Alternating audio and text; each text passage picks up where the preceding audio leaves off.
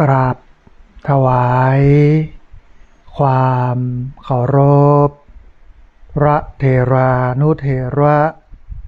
ครูบาสังฆะที่เคารพอย่างสูงทุกรูปเจริญสุขสวัสดีสาธุชนท่านผู้ฟังทุกคนทุกท่านสำหรับสาธุชนท่านผู้ฟังที่ให้เกียรติรับฟังรายการธรรมาภิวัตน์อันเป็นรายการวิทยุเพื่อการเผยแผ่พระพุทธศาสนาส่งเสริมการศึกษาและพัฒนาสังคมรายการนี้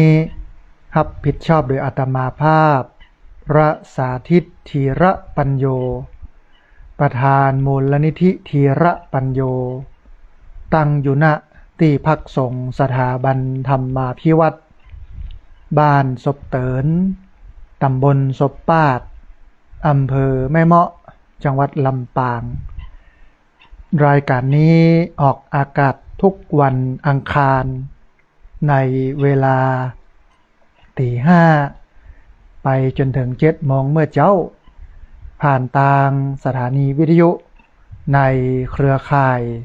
สถานีวิทยุคลื่นสีขาวเพื่อชาวประชาซึ่งมีอยู่หลายคลื่นหลายสถานีหลายจังหวัด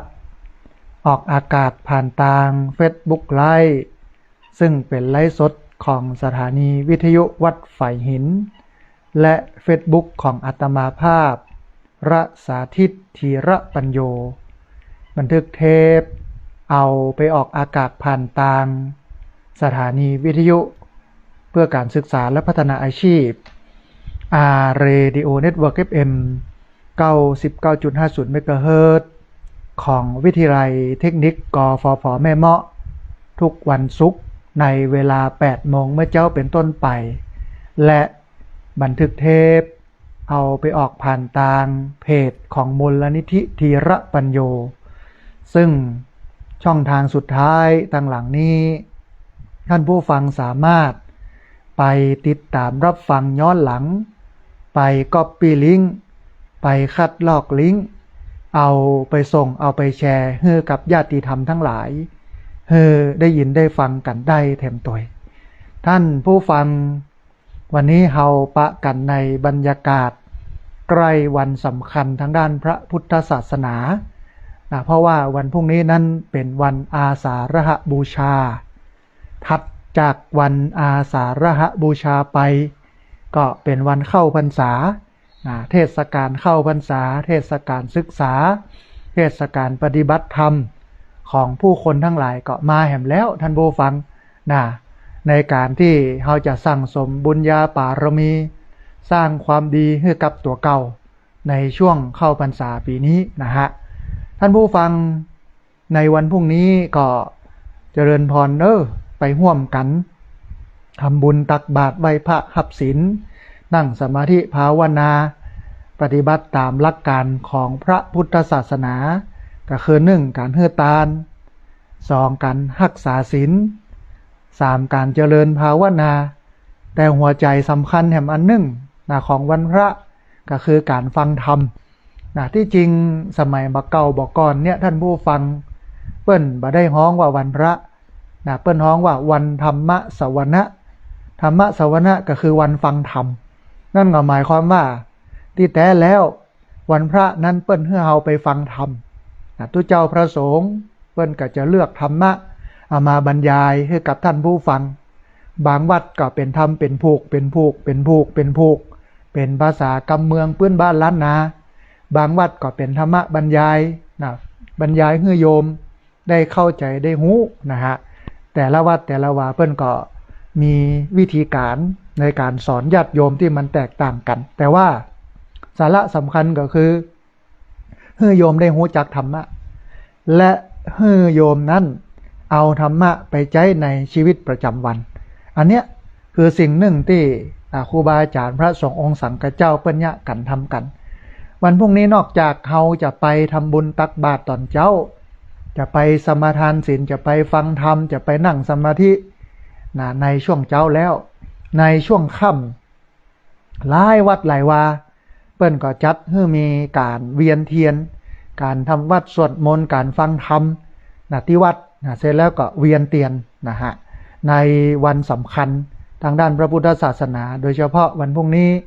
คือวันอาสาฬหบูชาแห่งวันหนึ่งจะเป็นวันเข้าพรรษาเดียววันพรุ่งนี้ในวันอาสาฬหบูชาก็จะอู้ถึงเรื่องของวันเข้าพรรษาอธิบายถึงจารีตประเพณีวัฒนธรรมรวมไปจนถึงพระ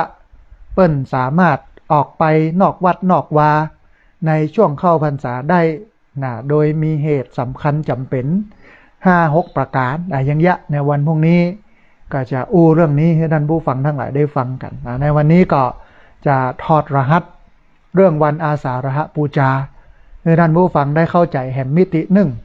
อาจจะฟังกันมานักกับอันครูบาอาจารย์ต่างๆแล้วเนาะ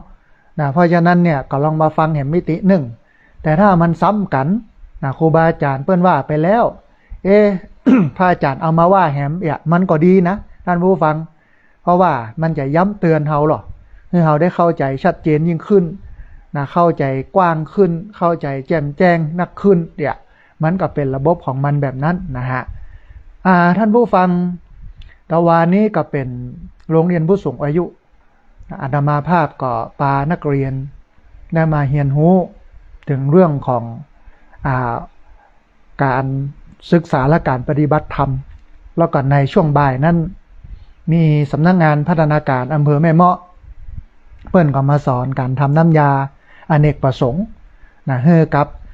พี่น้องนักเรียนโรงเรียนผู้สูงอายุตำบลศพปาดแต่ว่านี้เปิ้นก็ให้หอมกันซื้อโซล่าเซลล์ท่านผู้ฟังในช่วงเนี้ย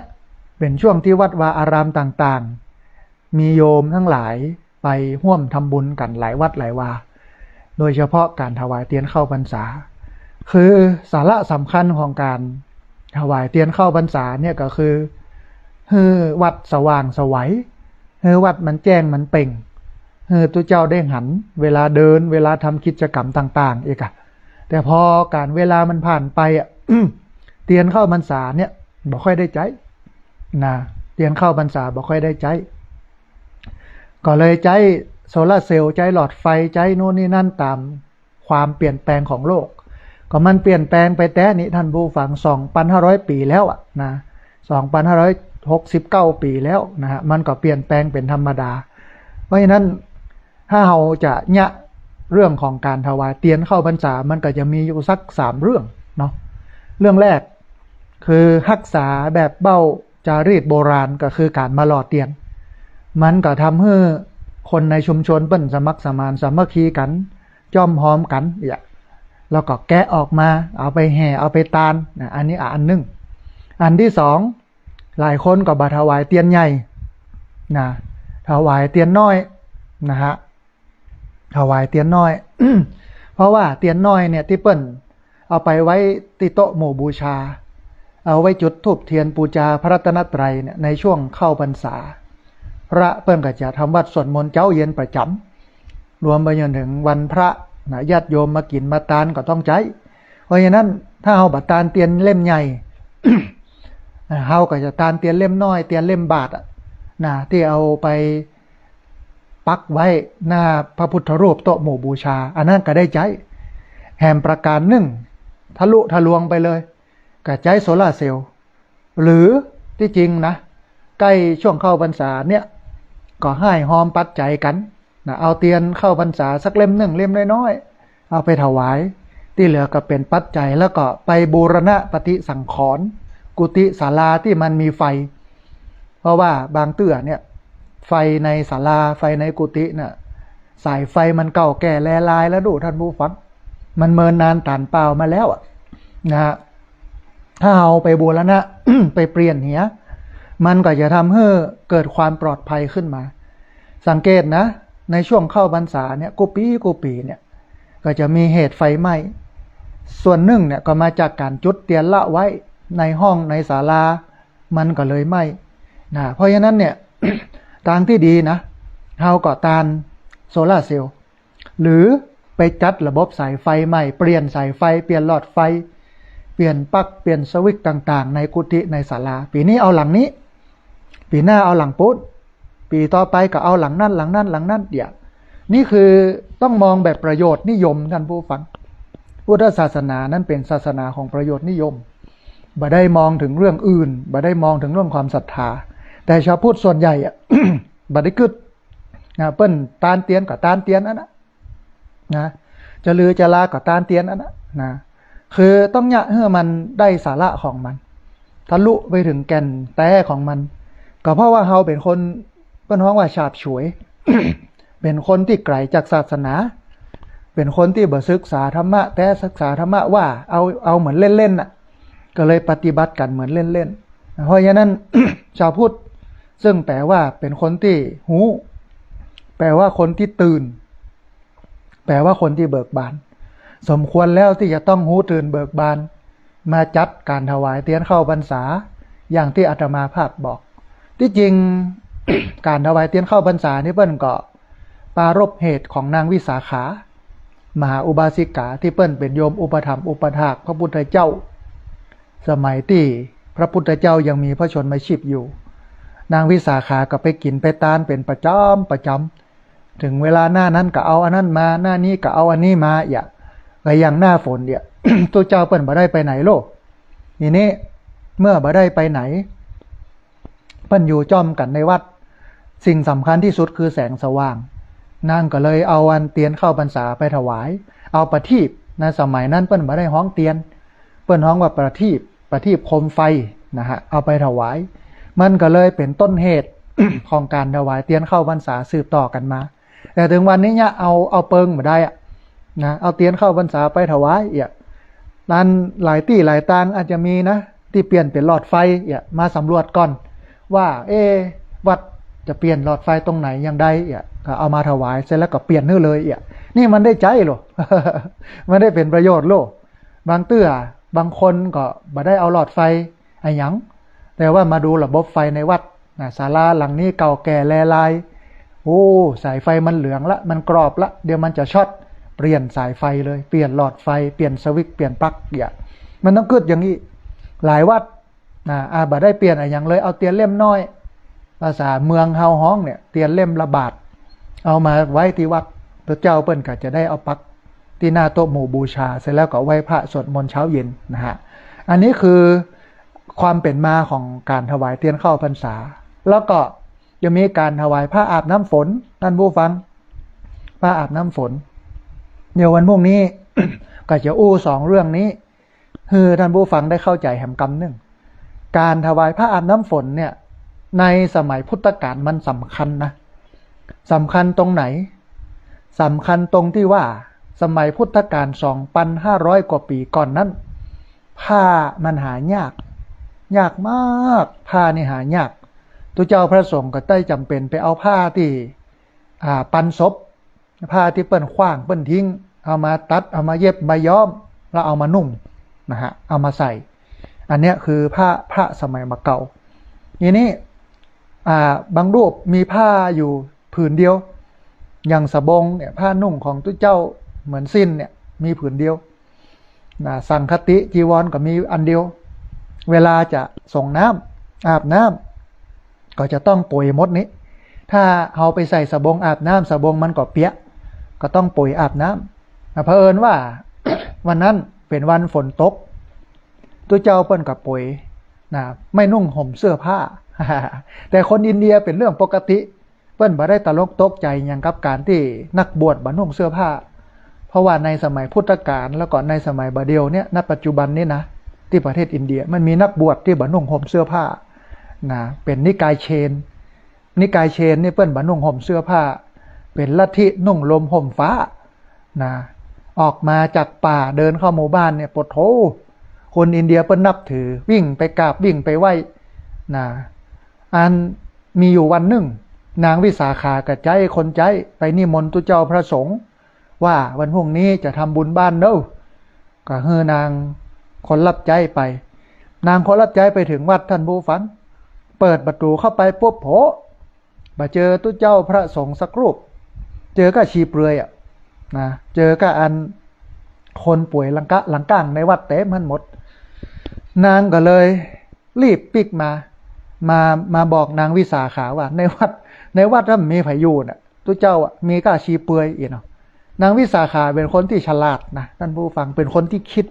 เป็นคนที่วิเคราะห์ไม่ใช่เป็นคนไปเลอะไปเลย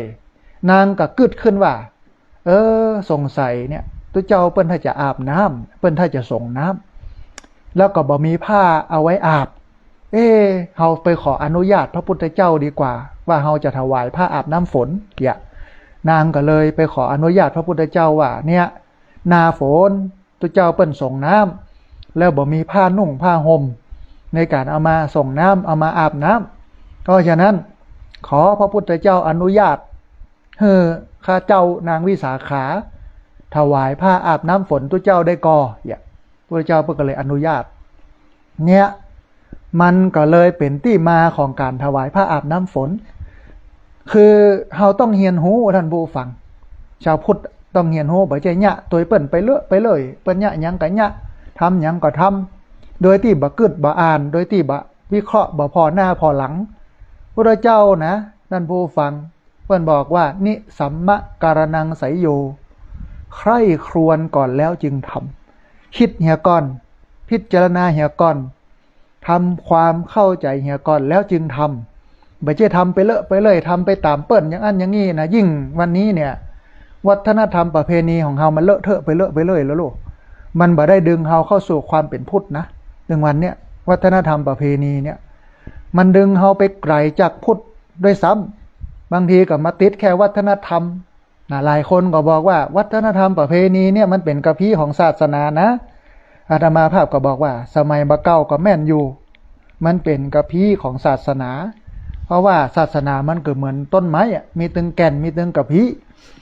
กระพี้มันปกปิดแก่นไว้แก่นมันเป็นหัวใจของอันต้นไม้นี่เนาะแต่พอหลังๆมาเนี่ยวัฒนธรรมประเพณีมันถูกพัฒนาการมันมี evolution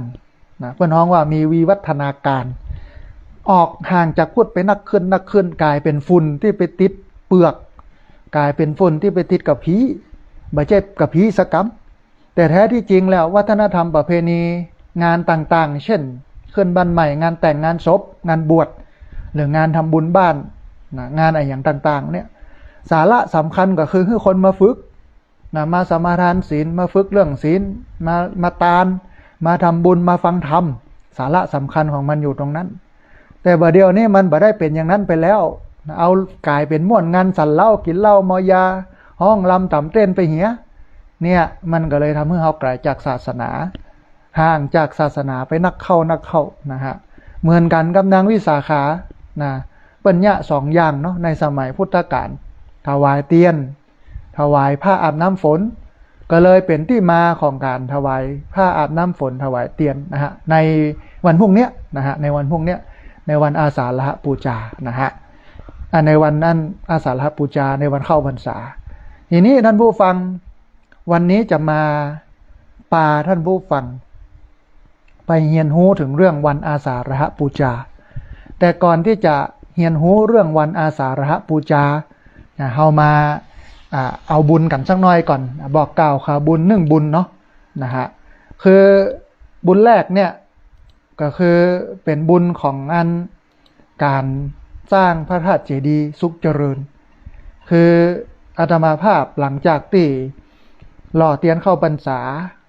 พี่น้องญาติโยมพุทธศาสนิกชนคลื่นสีขาวมากันมากหน้าหลายตามาหล่อเตียนเข้าพรรษาเกือบ2,000 คนท่านผู้ฟังหล่อเสร็จแล้วปุ๊บเนี่ยเปิ้นก็เตรียมกันอาตมาภาพก็วิ่งเนาะวิ่งไปหาอันเข้าสารเอาไปแจกให้กับทหารเอาไปถวายให้กับพระคุณเจ้าตามแนวชายแดนจังหวัดบุรีรัมย์ศรีสะเกษสุรินทร์ที่เราจะไปกันในวันที่14ถึงวันที่17เนี่ยก็หลวงพ่อเจ้าอาวาสวัดพนรขอนตาลพระวิสุทธิวัชราภรณ์เปิ้นก็ถวายเข้าสารมาอยู่ประมาณ200 กระสอบนะฮะก็เอาไปเก็บไว้ที่วัดท่านอาจารย์พระครูอภิวัฒนวิกรมวัดปากตาลเจริญเรียบร้อยนะฮะตอนนี้ก็วางระบบกันว่าจะไปกันอย่างใดไปกันกี่คนตอนนี้ก็คิดว่า รถตู้ ขออภัยท่านผู้ฟังน่าจะเต็มแล้วแหละ40 กัน กันละ10 คนกับ400 คนนะแล้วก็อาตมาภาพก็ลูกศิษย์ที่อยู่จังหวัดสุรินทร์อยู่อำเภอบัวเชษใกล้ๆกับอำเภอจรัสของหลวงปู่เยื้อนที่เราจะไปกันนี่นะ ไปสำรวจไปประสานงานเบื้องต้นที่กินที่นอนที่อยู่อย่างต่างๆเอื้ออำนวยความสะดวกให้โยมนะเพื่อให้โยมเดินทางไปแล้วก็จะได้บ่ต้องมาตุกมายากอย่างตอนนี้ก็เสร็จไปแล้วเกิงนึ่งนะก็เลยแฮมเกิงนึ่งก็คิดว่าน่าจะวันเนี้ยที่เพิ่นจะไปประสานงานต่อนะเพราะฉะนั้นโชคดีหมู่เฮามีไกด์นะในพื้นที่ซึ่งลุงหนานสุวรรณนะเพิ่นเป็นสหธรรมิกเป็นอัญญาติธรรมอาตมาภาพบวชอยู่ด้วยกันมาแล้วเปิ้นลาสิกขาไปเปิ้นเป็นคนที่หั่นอาตมาภาพก็ประสานงานกับเปิ้นนะแต่ว่าคงจะต้องเอาของฝากไปให้เปิ้นละนะแคบหมูกาไส้อั่วกากินส้มกาเองนะ เพราะว่าเปิ้นบ่ค่อยได้อยู่ปุ้นมันบ่มีนะฮะเอาที่เปิ้นบ่มีเอาไปให้เปิ้นนะอันนี้ก็เป็นบุญนึงนะแล้วก็หลังจากที่รอเตียนเข้าพรรษาแล้วอาตมาภาพก็บอกว่าหลังจากนี้ไปก็จะระดมทุนเด้อหมู่เฮาได้มาช่วยกันสร้างเจดีย์นะสร้างพระธาตุเจดีย์สุขเจริญมีตึงสุขมีตึงเจริญอยู่ในหั่นตึง2เนี่ยนะฮะจะเอาประดิษฐานไว้ณที่พักสงฆ์สถาบันธรรมาภิวัตรบ้านศพเตินตำบลศพปาดอำเภอแม่เมาะจังหวัดลำปางก็ได้เกริ่นไปคนแรกที่เอ่ยมาก็คือแม่จันเรือนใสแม่จันเรือนใสนี่เอ่ยมาว่าเดี๋ยวแม่จะถวายอันปัจจัยสร้างเจดีย์กับพระอาจารย์เนอะนะโยมแม่ก็ให้หอมมานะทีนี้ก็มีญาติโยมที่ร่วมให้ร่วมหอมกันมามีแม่จันเรือนใสมีแม่รัตดากาวิรชัยมีป้อบุญชูกาวิรชัยมีคุณกิษดากาวิรชัยมีคุณชานุภาพมั่งมีคุณอัญชรีคำพรหมมีคุณพุนทรัพย์คำพรหมมีแพทย์หญิงปิยพันธ์วรรณสุขมีคุณธีรศักดิ์เหล่ารอดเทพมีแม่คำปันเขียวใหม่นะมีแม่สากันธรรมมีแม่เพนขาวเตี้ยมีคุณป้อมนิตคุณแม่สมจิตอินทรวิจิตรมีคุณทิวากรจันทิพย์มีคุณแม่คิมศรีอินแก้วมีคุณณนัชชาพัฒลาจันทึกแล้วก็คุณไพศาลอ้วนศรีนะฮะก็ได้ให้ได้หอมกันมาถ้าชื่อไข่ท่านใดตกหล่นคำเดียวกับแจ้งมาเนอะท่านผู้ฟังเนอะนะฮะนี้มีอยู่17ท่านได้มาร่วมทำบุญสร้างพระธาตุเจดีย์สุขเจริญประดิษฐานไว้ณที่พักสงฆ์สถาบันธรรมาภิวัตรบ้านศพเตินตำบลศพปาดอำเภอแม่เมาะจังหวัดลำปางท่านใดที่อยากจะร่วมทำบุญเนอะท่านผู้ฟังสร้างพระธาตุเจดีย์สุขเจริญก็สามารถร่วมทำบุญได้ที่ธนาคารกรุงไทยชื่อบัญชีที่พักสงฆ์สถาบันธรรมาภิวัตรหมายเลขบัญชี5360755318นะเป็นธนาคารกรุงไทยชื่อบัญชีที่พักสงฆ์สถาบันธรรมาภิวัตรหมายเลขบัญชี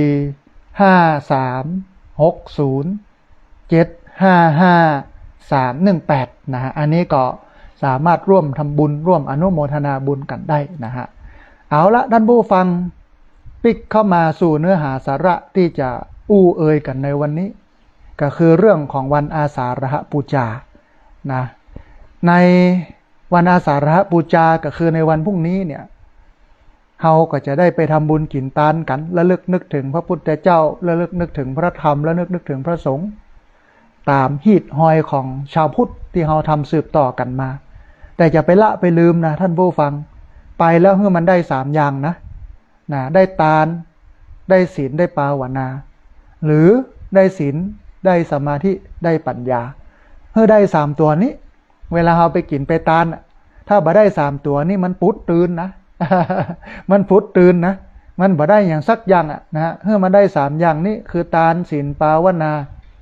หรือศีลสมาธิปัญญาเพราะว่า3ตัวนี้เนี่ยเป็น Buddhist way of life เป็นวิถีพุทธ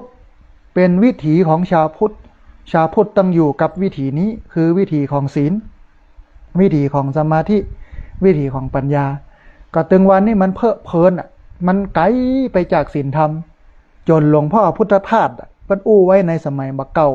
หลาย10 ปีมาแล้วเพิ่นบอกว่าศีลธรรมไม่กลับมาโลกาจะวินาศถึงวันนี้ประเทศชาติเนี่ยนำไปสู่การล่มสลายนะท่านผู้ฟังเพราะว่ามันทุจริตคดโกงกันนักคนบ่เอาศีลบ่เอาธรรมกันนักนะฮะ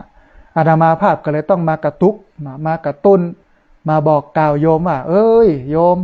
ยมไปไก่กันนักลำไปแล้วเนอะปิกมาเพะปิกมาเอาศีลมาเอาธรรมเพะนะศีลธรรมเนี่ยมันดีที่สุดอะถ้าละเลยศีลธรรมแล้วเนี่ยสังคมมันจะวุ่นวายถึงวันนี้มันถึงวุ่นวายแต่นะพออันเปิ้นโกงสอบข้าราชการท้องถิ่นเป็น5,000 คนเกือบ6,000 คนคนที่เปิ้นเป็นคนโกงสอบโกงเนี่ยนะแล้วก็เป็นคนที่เปิ้นมีเป็นกระบวนการเนาะเป็น100 กว่าคนดูระดับประเทศการเลือกตั้งสวก็มีเสียงคอรหาว่ามันบริสุทธิ์ยุติธรรมเนอะโน่นนี่นั่นมีการห้มการหัวนะแล้วก็เรื่องของงานทุจริตคดโกงอย่างต่างๆนานาในประเทศมันสูงขึ้นมันก็เลยทำให้เฮานั้นอยู่บ่ม่วนนะเนี่ยหลวงพ่อพุทธทาสเพิ่นก็เลยบอกว่าศีลธรรมไม่กลับมาโลกาจะวินาศเพราะฉะนั้นศีลธรรมนี่บ่ต้องไปถามหาคนอื่นนะบ่ต้องไปถามว่าปีนั้นบ่มีศีลธรรมปีนี้อ้ายนี่บ่มีศีลธรรมลุงนั้นบ่มีศีลธรรมป้านั้นไม่เอาศีลธรรมเพมาพอที่ตัวเก่าเฮาเพบ่ต้องไปเต้งที่คนอื่นเอาให้เฮามีศีลมีธรรมเฮียก่อนนะมันถึงจะดีทีนี้ท่านผู้ฟังวันอาสาฬหบูชาหรือวันขึ้น15 ค่ำเดือน 8ซึ่งเป็นวันที่พระพุทธเจ้านั้นทรงแสดงพระธรรมเทศนาที่ตรัสรู้เป็นครั้งแรกเพราะฉะนั้นจึงถือได้ว่าวันนี้นั่นเป็นวันเริ่มต้นของการประกาศพระพุทธศาสนาให้แก่ชาวโลกด้วยการที่พระพุทธเจ้านั้นสามารถแสดงสามารถเปิดเผยสามารถทำให้แจ้งแก่ชาวโลกซึ่งพระธรรมที่พระองค์ตรัสรู้ได้จึงถือได้ว่าพระองค์นั้นได้ทรงกลายเป็นสมเด็จพระบรมศาสดาสัมมาสัมพุทธเจ้าโดยสมบูรณ์คือทรงสำเร็จภารกิจแห่งการเป็นพระพุทธเจ้าผู้เป็นสัมมาสัมพุทธะคือเป็นพระพุทธเจ้าสามารถแสดงสิ่งที่ตรัสรู้สิ่งที่เข้าใจสิ่งที่หูเนี่ยให้กับคนอื่นได้หูโดยซึ่งแตกต่างกันกับพระปัจเจกพุทธเจ้าที่แม้จะตรัสรู้ได้ด้วยตัวเองแต่ก็บ่สามารถที่จะไปสอนไผบ่สามารถที่จะเปิดเผยธรรมะที่ตัวเก่าหูมาเนี่ยให้คนอื่นหูโดยเพราะฉะนั้นเหตุนี้วันอาสาฬหบูชาเนี่ยจึงชื่อว่าเป็นวันพระธรรมเฮาฟังจากตัดนี้เนี่ยเฮาจะรู้ว่าพระพุทธเจ้ามี2 จำพวก1สัมมาสัมพุทธะ2ปัจเจกพุทธะนะเอาปัจเจกพุทธะก่อนปัจเจกพุทธะเนี่ยคือพระพุทธเจ้าประเภท1ที่หูทำแล้วเข้าใจทำแล้วแต่มีเงื่อนไขก็คือว่าไม่สอนใครพระปัจเจกพุทธเจ้าเปิ้นหูเปิ้นบ่สอนนะแต่สัมมาสัมพุทธะเนี่ยคือหูเข้าใจธรรมะแล้วก็สอนนะมันยากนะท่านผู้ฟังสอนหมู่เฮาเนี่ยซึ่งเป็นคนกิเลสหนาตัณหาหยาบเนี่ยมันยากในการจะเข้าใจในธรรมแต่พุทธเจ้าก็พยายามนะแสดงธรรมการแสดงธรรมแล้วก็มีคนเข้าใจเนี่ยมันก็เลยทำให้พระองค์นั้นสำเร็จเป็นสัมมาสัมพุทธะเป็นพระพุทธเจ้าที่สอนคนส่วนปัจเจกพุทธเจ้าเนี่ยเป็นพระพุทธเจ้าที่บ่สอนคนหูและเก็บไว้คนเดียวนะฮะทีนี้ท่านผู้ฟังวันอาสาฬหบูชาเนี่ยเป็นวันที่ปัญจวัคคีย์ก็คือท่านโกฏัญญะได้บรรลุสำเร็จเป็นพระโสดาบันซึ่งเป็นพระอริยบุคคลคนแรกแล้วก็ได้รับการประทานการบวชโดยการที่พระพุทธเจ้าบวชให้ด้วยพระองค์เองที่เปิ้นฮ้องกันว่าเอหิภิกขุอุปสัมปทาเป็นภิกษุรูปแรกในพระพุทธศาสนาและด้วยการที่พระอัญญาโกณทัญญะเป็นอริยสงฆ์องค์แรกในโลกดังกล่าวเนี่ยพระรัตนตรัยก็คือพระพุทธเจ้าก็คือพระธรรมและสุดท้ายก็คือพระสงฆ์เนี่ยมันครบองค์3ครบ 3ประการแก้ว3ประการมันบริบูรณ์เป็นครั้งแรกของโลกโดยเหตุนี้วันอาสาฬหบูชาจึงมีชื่อว่าวันพระสงฆ์นะฮะดังนั้นท่านผู้ฟังวันอาสาฬหบูชาเนี่ยจึงถูกจัดขึ้นเพื่อเป็นการระลึกถึงวันคล้ายวันที่เกิดเหตุการณ์สำคัญของพระพุทธศาสนาดังกล่าวซึ่งควรพิจารณาเหตุผลโดยสรุปจากประกาศสำนักสังฆนายกเรื่องกำหนดพิธีอาสาฬหบูชาที่ได้สรุปเหตุการณ์สำคัญที่เกิดขึ้นในวันอาสาฬหบูชาไว้โดยย่อก็คือวันพรุ่งนี้นะฮะมันมีการสรุปเหตุการณ์สำคัญของวันอาสาฬหบูชาไว้อยู่ประมาณสัก4ข้อนะฮะเราลองมาพอกันสักน้อยนะท่านผู้ฟังเนาะอันแรกวันอาสาฬหบูชานั้นเป็นวันที่พระพุทธเจ้าทรงประกาศพระพุทธศาสนาอันนี้อันแรกเลยอันที่สองวันอาสาฬหบูชานั้นเป็นวันแรกที่พระบรมศาสดาสัมมาสัมพุทธเจ้าแสดงพระธรรมจักรประกาศสัจธรรมเป็นองค์แห่งสัมมาสัมพุทธะ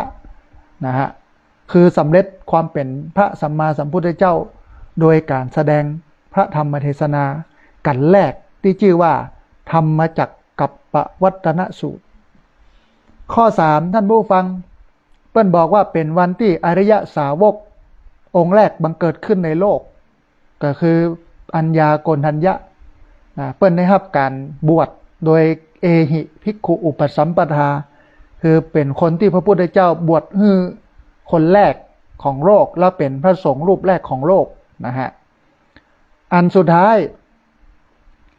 วันอาสาฬหบูชานั้นเป็นวันแรกที่บังเกิดสังฆรัตนะบริบูรณ์เป็นรัตนตรัยก็คือพระพุทธรัตนะธรรมรัตนะสังฆรัตนะนะฮะครบ3ประการนี่คือความสำคัญของวันอาสาฬหบูชา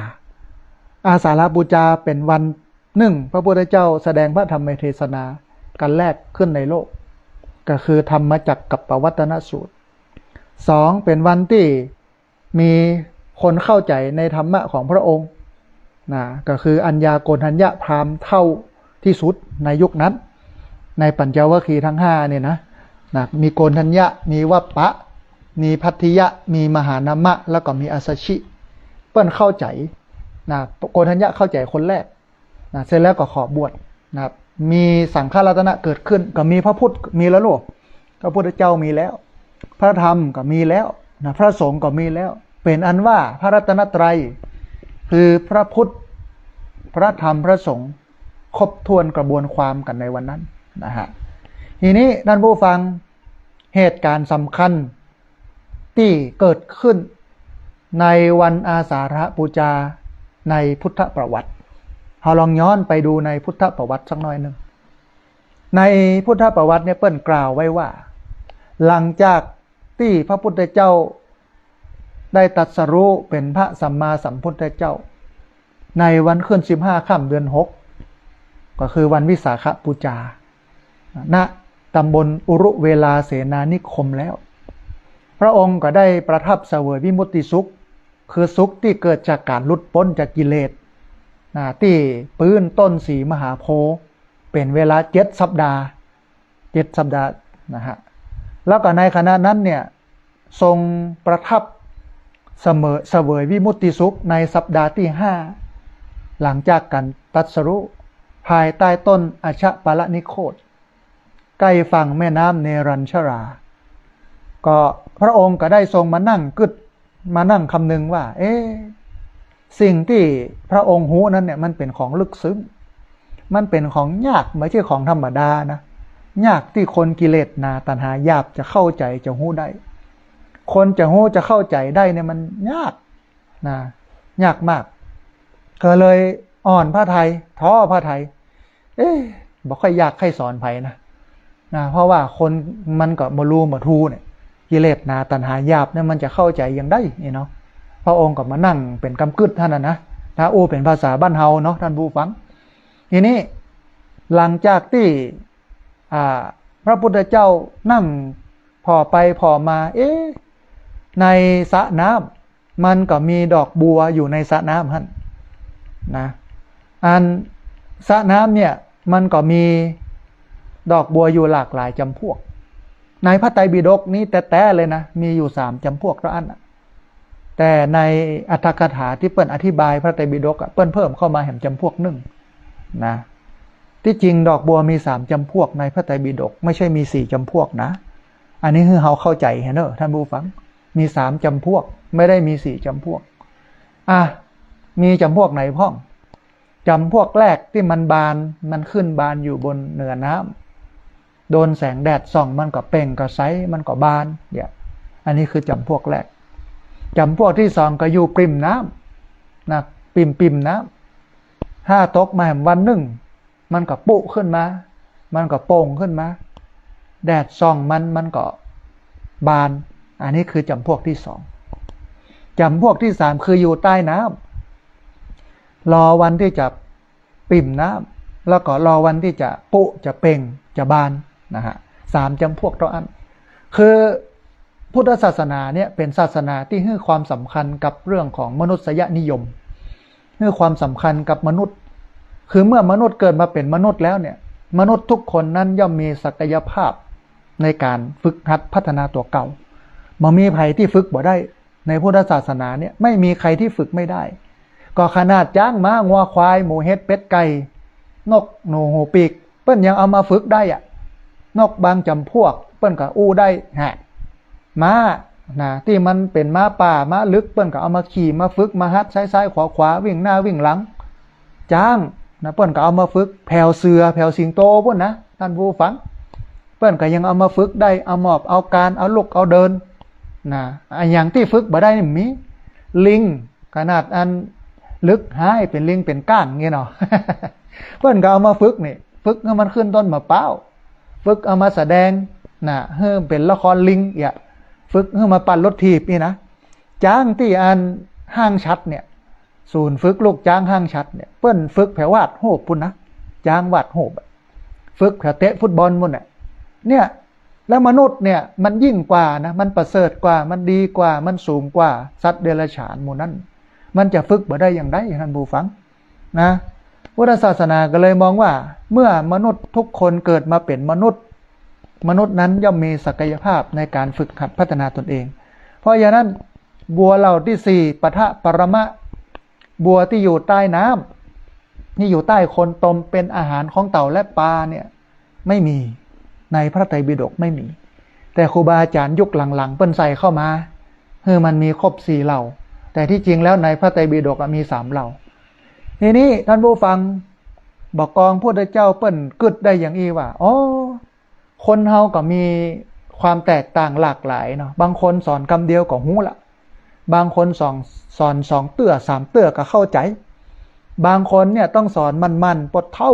5เตื้อ10เตื้อ2วัน3วันเป็นปีเป็นเดือนสอนอยู่หั่นมันก็ยังเข้าใจอยู่แต่เข้าใจจ้าหน่อยแต่ก็เข้าใจเหมือนกับคนที่เปิ้นว่านะคะมาแล้วดีกว่าไม่มาช้าดีกว่าไม่มาแต่ว่าบัวเหล่าที่4เนี่ยปะทะปรมะบัวที่อยู่ใต้คนตมไม่มีครูบาอาจารย์มาใส่ทีหลังเพราะมนุษย์ทุกคนมีศักยภาพในการฝึกหัดพัฒนาตัวเก่าทุกคนพระเจ้าเข้าใจอย่างนี้หูอย่างนี้แล้วคนที่จะเข้าใจในธรรมะของเฮานั้นมันมีอยู่มันมีอยู่เหมือนบัว3เหล่านี่กะต้องบางคนสอนนักบางคนสอนน้อยบางคนตึงสอนตึงจมกว่าจะหูกว่าจะเข้าใจกว่าจะทะลุปุโปงได้มันมีคนจะเข้าใจมันมีคนที่จะหูได้นะฮะดังนั้นเมื่อตัดสินใจอย่างอี้แล้วพระองค์ก็มานั่งกึดว่าจะไปสอนไผกึดถึงอาจารย์2คนแรกที่พระองค์ไปเฮียนทำสมาธิตัว2คนก็คืออารารกดาบทและอุทธกดาบทนั่งพิจารณานั่งสมาธิแล้วนึกถึงพระองค์แล้วนึกถึงอาจารย์2คนนี้ก็เลยทราบว่าอาจารย์2องค์นี้2คนนี้คืออารารกดาบทและอุทธกดาบทเนี่ยตายไปแล้วเสียดายเนาะอาจารย์เฮา2คนเนี่ยตายไปแล้วมีไผแถม นั่งเกิดไปปัญจวัคคีย์ทั้งห้าโกฏัญญะวัปปะพัทธิยะมหานามะอาสชิสองคนนี้นี่เนาะที่ตัวเฮา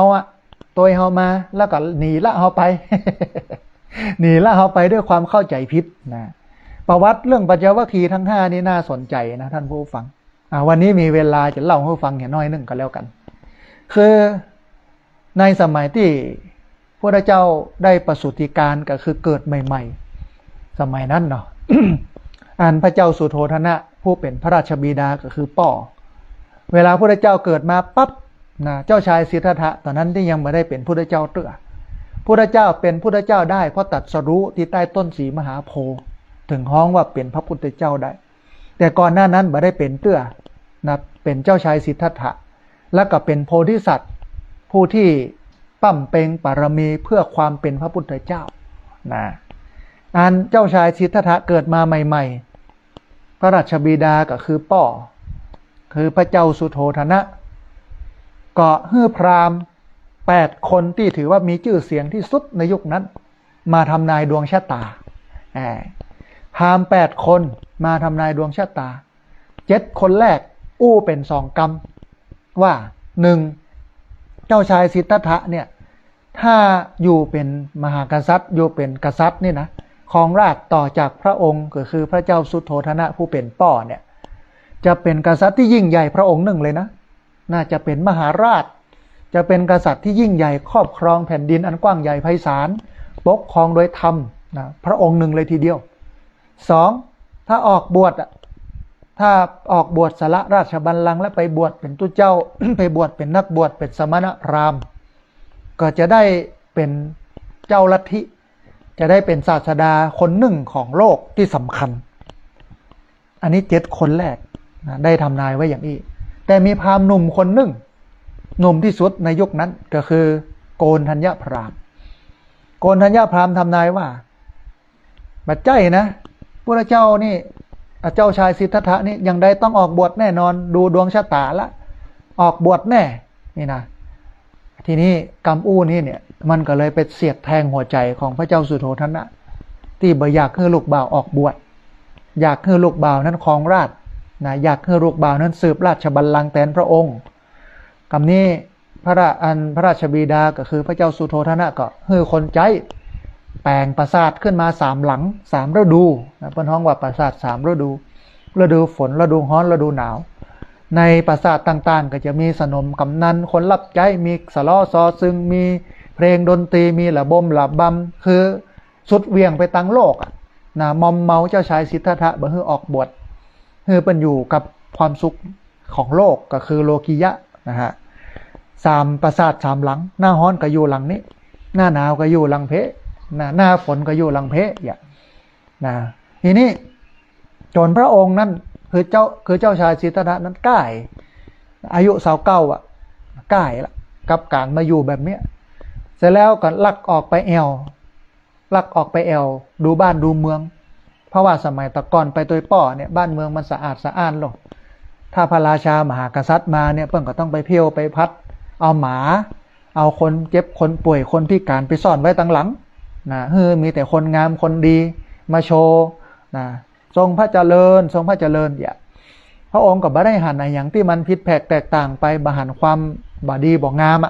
แต่บอกกองพระองค์เนี่ยลักหนีออกไปคนเดียวไม่ใช่ไปคนเดียวไปตัวนายฉันนะซึ่งเป็นคนรับใช้ใกล้ชิดไปก็ได้ไปหันคนเจ็บหันคนป่วยหันคนตายว่าโอ้เขาก็ต้องเป็นอย่างอี้กันนี่นายฉันนะก็บอกว่าก็เป็นนะกะพระองค์ก็ต้องเป็นอย่างอันต้องเกิดต้องแก่ต้องเจ็บต้องตายโลกนี่นะทีนี้มันก็เป็นกำเกิดว่าเฮาบ่อยากเกิดบ่อยากแก่บ่อยากเจ็บบ่อยากตายบ่อยากเป็นแบบนี้เฮาเนี่ยใดดิเนี่ยเป็นกำเกิดอยู่ในใจก็ไปเห็นนักบวชเห็นสมณะนักบวชในยุคนั้นที่เปิ้นนุ่งห่มผ้าย้อมผ้าฝาดย้อมน้ำฝาดก็คือผ้าเหลืองเหมือนที่เจ้าณปัจจุบันเนี่ยหัวมดมงกงพระองค์ก็ขึ้นได้ว่าอันนั้นไผ่เนี่ยถามนายฉันนะนะเจ้าชายสิทธัตถะก็ถามนายฉันนะหลังจากที่หันคนเจ็บคนเป็นคนตายอย่างมาแล้วถามนายฉันนะว่าอันนั้นไผ่อันนั้นกับนักบวชกะ นักบวชนั่นเป็นผู้แสวงหาความหลุดพ้นจากกิเลสเป็นผู้ไม่กลับมาเกิดอีกกรรมนี้มันก็เลยฝังอยู่ในหัวของเจ้าชายสิทธัตถะว่าโอ้การออกบวชเนี่ยคือการที่นำไปสู่การบ่เกิดบ่แก่บ่เจ็บบ่ตายบ่ทุกข์บ่ทรมานบ่ลำบากด้วยนี่อยู่ในใจของพระองค์คุ้นคิดอยู่ตลอดเวลาถึงเรื่องการบวชนะเพราะว่าพระองค์กลัวการเกิดการแก่การเจ็บการตายพอเกิดแล้วก็ต้องแก่แล้วก็ต้องเจ็บแล้วก็ต้องตายแต่ถ้าบ่เกิดเลยเนี่ยมันก็บ่ตายบ่เจ็บบ่อย่างนี้มันก็บ่เกิดเนี่ยพระองค์กึดอย่างนั้นแต่ก็ยังบ่รู้สาเหตุนะว่าความทุกข์มันเกิดจากอะไรอย่างแต่พอไปถึงพระราชวังนะพระนางพิมพายโสธราก็ฮื้อประสูติการก็ฮื้อเกิดกำเนิดพระราชโอรสมาองค์หนึ่งนะเป็นพ่อจายเนาะพระองค์ก็มองว่าโอ้นี่ไงบ่วงไงบ่วงมัดแข้งบ่วงมัดขาบ่วงมัดคอนี้ที่บ่ฮื้อเฮาออกบวชบ่ฮื้อเฮาปฏิบัติธรรมนี่ก็เป็นสาเหตุของความทุกข์เป็นรากเหง้าของความทุกข์นี่เพราะว่าเกิดนำไปสู่การแก่นำไปสู่การเจ็บนำไปสู่การตายถ้าบ่เกิดก็บ่แก่ถ้าบ่แก่ก็บ่เจ็บถ้าบ่เจ็บก็บ่ตายป่ะถ้าอันเนี่ยเฮาบ่อยู่แล้วเฮ้ยนี่นะเฮาบวชดีกว่าก็เลยออกบวชนะออกบวชเมื่อออกบวชแล้วพระองค์ก็ไปเรียนกับอาจารย์2คนแรกก็คืออารารกะดาบทและอุทกะดาบทไปเรียนสมาธิสมถกรรมฐานกับ2คนนี้จนเข้าถึงที่สุดของการฝึกของการหลักสูตรของอาจารย์2คนนี้จนอาจารย์2คนออกปากว่าบ่ต้องไปไหนแล้วบ่มาเป็นเจ้าลัทธิแทนเฮาบ่แต่พระองค์นั้นเจ้าชายสิทธัตถะนั้นเปิ้นบ่ได้มุ่งหวังความเป็นเจ้าลัทธินะแต่เปิ้นมุ่งหวังความหลุดพ้นจากกิเลสก็เลยลาอาจารย์ออกไปก็ไปศึกษาแห่งอันหนึ่งก็คือการทรมานตนให้ลำบากเนี่ยที่เปิ้นฮ้องว่าอัตตกิลมัฏฐานุโยคการทรมานตนให้ลำบากเช่นบ่กินข้าวกินน้ำนะยืนอยู่กลางแดดนะเอาตัวไปฝังในดินสดออกมาก็คออย่างเดียว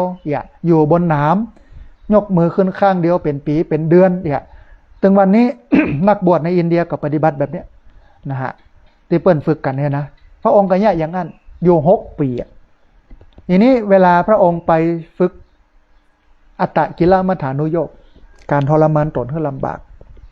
ตามความเชื่อของคนอินเดียในสมัยนั้นคนอินเดียในสมัยนั้นเชื่อว่าร่างกายคือกิเลส